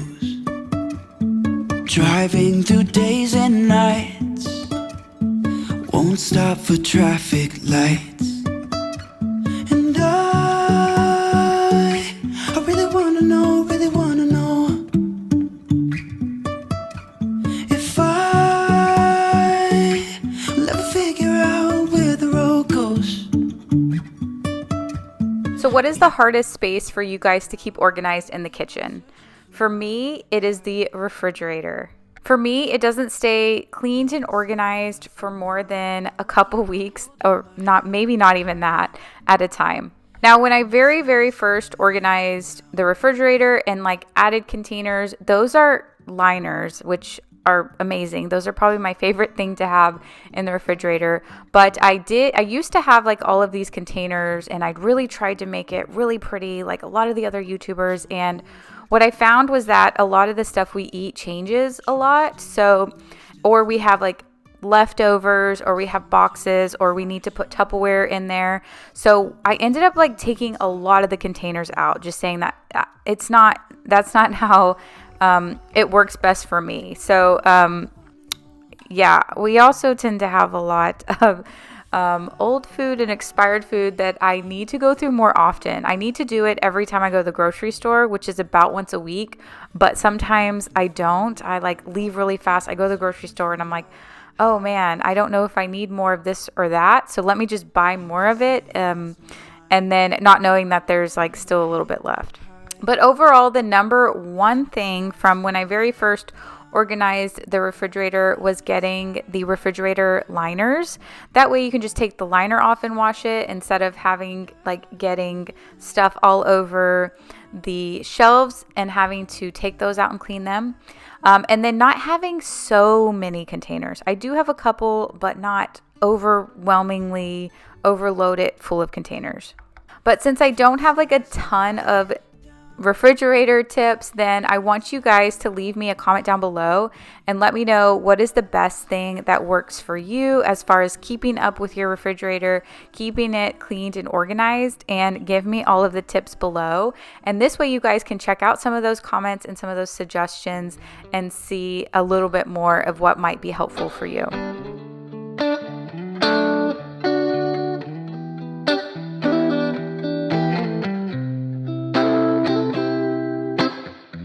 We used to hang around town pretty late. I spent the week thinking about our next day. It was easier then, so much easier then. Or like that time I picked you up outside of school. You said, screw my dad, I make my own rules. It was easier then, so much easier then. Take me back to those easy summer days when we stopped at nothing, baby. Yeah, we stopped at nothing, baby. They couldn't take us, they couldn't change us, they couldn't catch us if they tried. Now we didn't care at all about winter or spring or fall. We felt so alive, and girl, we were thriving on kisses and sunshine and mischief. Yeah, we had one of those things. We just had one of those things. Ooh. I guess I've had some things to figure out, but now that I'm done, I'm full of doubt. Was it easy for you? Yeah, was it too easy for you? You used to say that you would always be mine, but you seem to be doing just fine. Now I think about you, I just can't seem to stop thinking about you.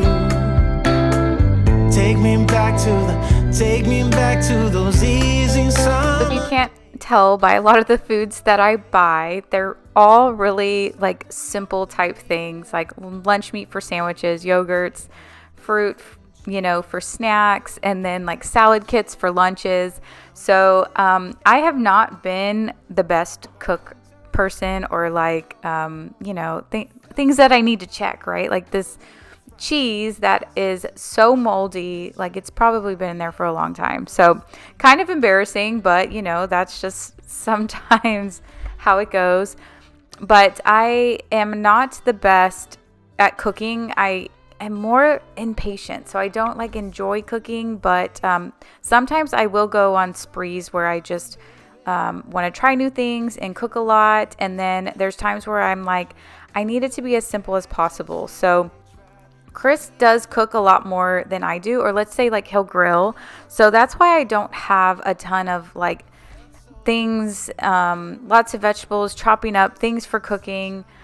It's all pretty simple stuff. So I know that I will get back into it a little bit later, but right now I've totally been in like a cooking rut, totally unmotivated to want to cook, to want to do a lot of stuff. So if you've been in that rut, what kind of helped you get back out of it and get more into wanting to cook? So leave me a comment and let me know down below. Kinda simple, kinda wishful about things, and you're kinda simple, but like a pistol, you fire. Sometimes you get under my skin like a lover, and sometimes you don't wanna come back 'cause you'd rather stay out with another.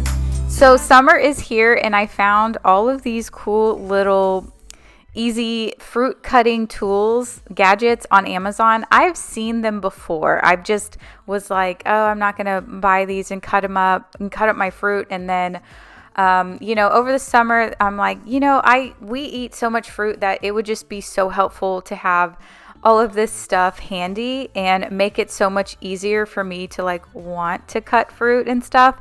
Like there are times where I avoid buying a watermelon because I just don't feel like cutting it up. So I'm hoping that some of these gadgets will make it a little bit more easier for me to use. So the first thing that I bought was this pineapple cutter, and I don't think I had seen it before. So what you basically do is you get this little gadget and you stick it, you cut the top of the pineapple off, and then you twist it, and then it makes it so easy. Like I 10 out of 10 recommend this little gadget if you don't mind, like if you don't want to cut your pineapple and you want to just make it super easy. It took me like 3 minutes to do this. And if you want to cut them into smaller chunks, you can, but it cuts them into spirals, and you can either like grill your pineapples. If you've ever tried that, it's actually really, really good. Or use them, like you can put them on little cocktail drinks or anything. I don't know. I love pineapple. So anyway, I thought that this tool was, 10 out of 10 worth it. You're such a nice guy when you're not just talking about yourself, and the way of how you dwell, I get it. Now I'm so tired of hearing all your stories.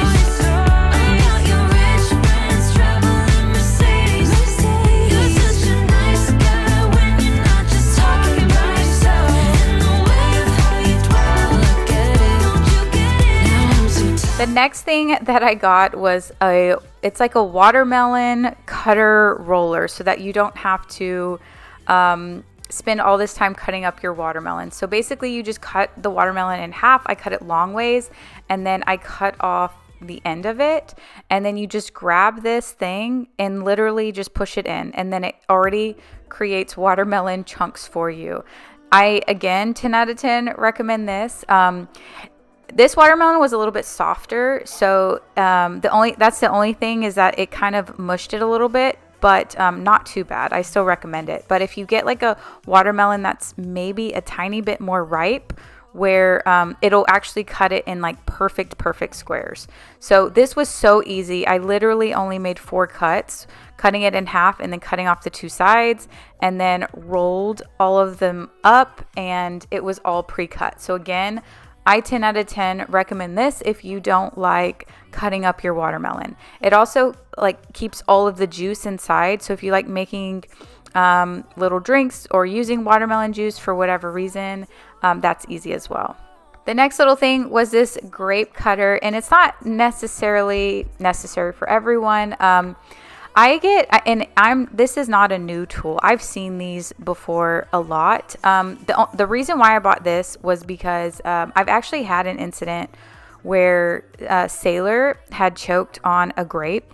She was already like almost 3 years old, so she knew how to chew and everything, but she was just talking. The grape got stuck in her throat, and we almost had to do like CPR to get it out. The most terrifying thing in my life. I never thought that would happen to me.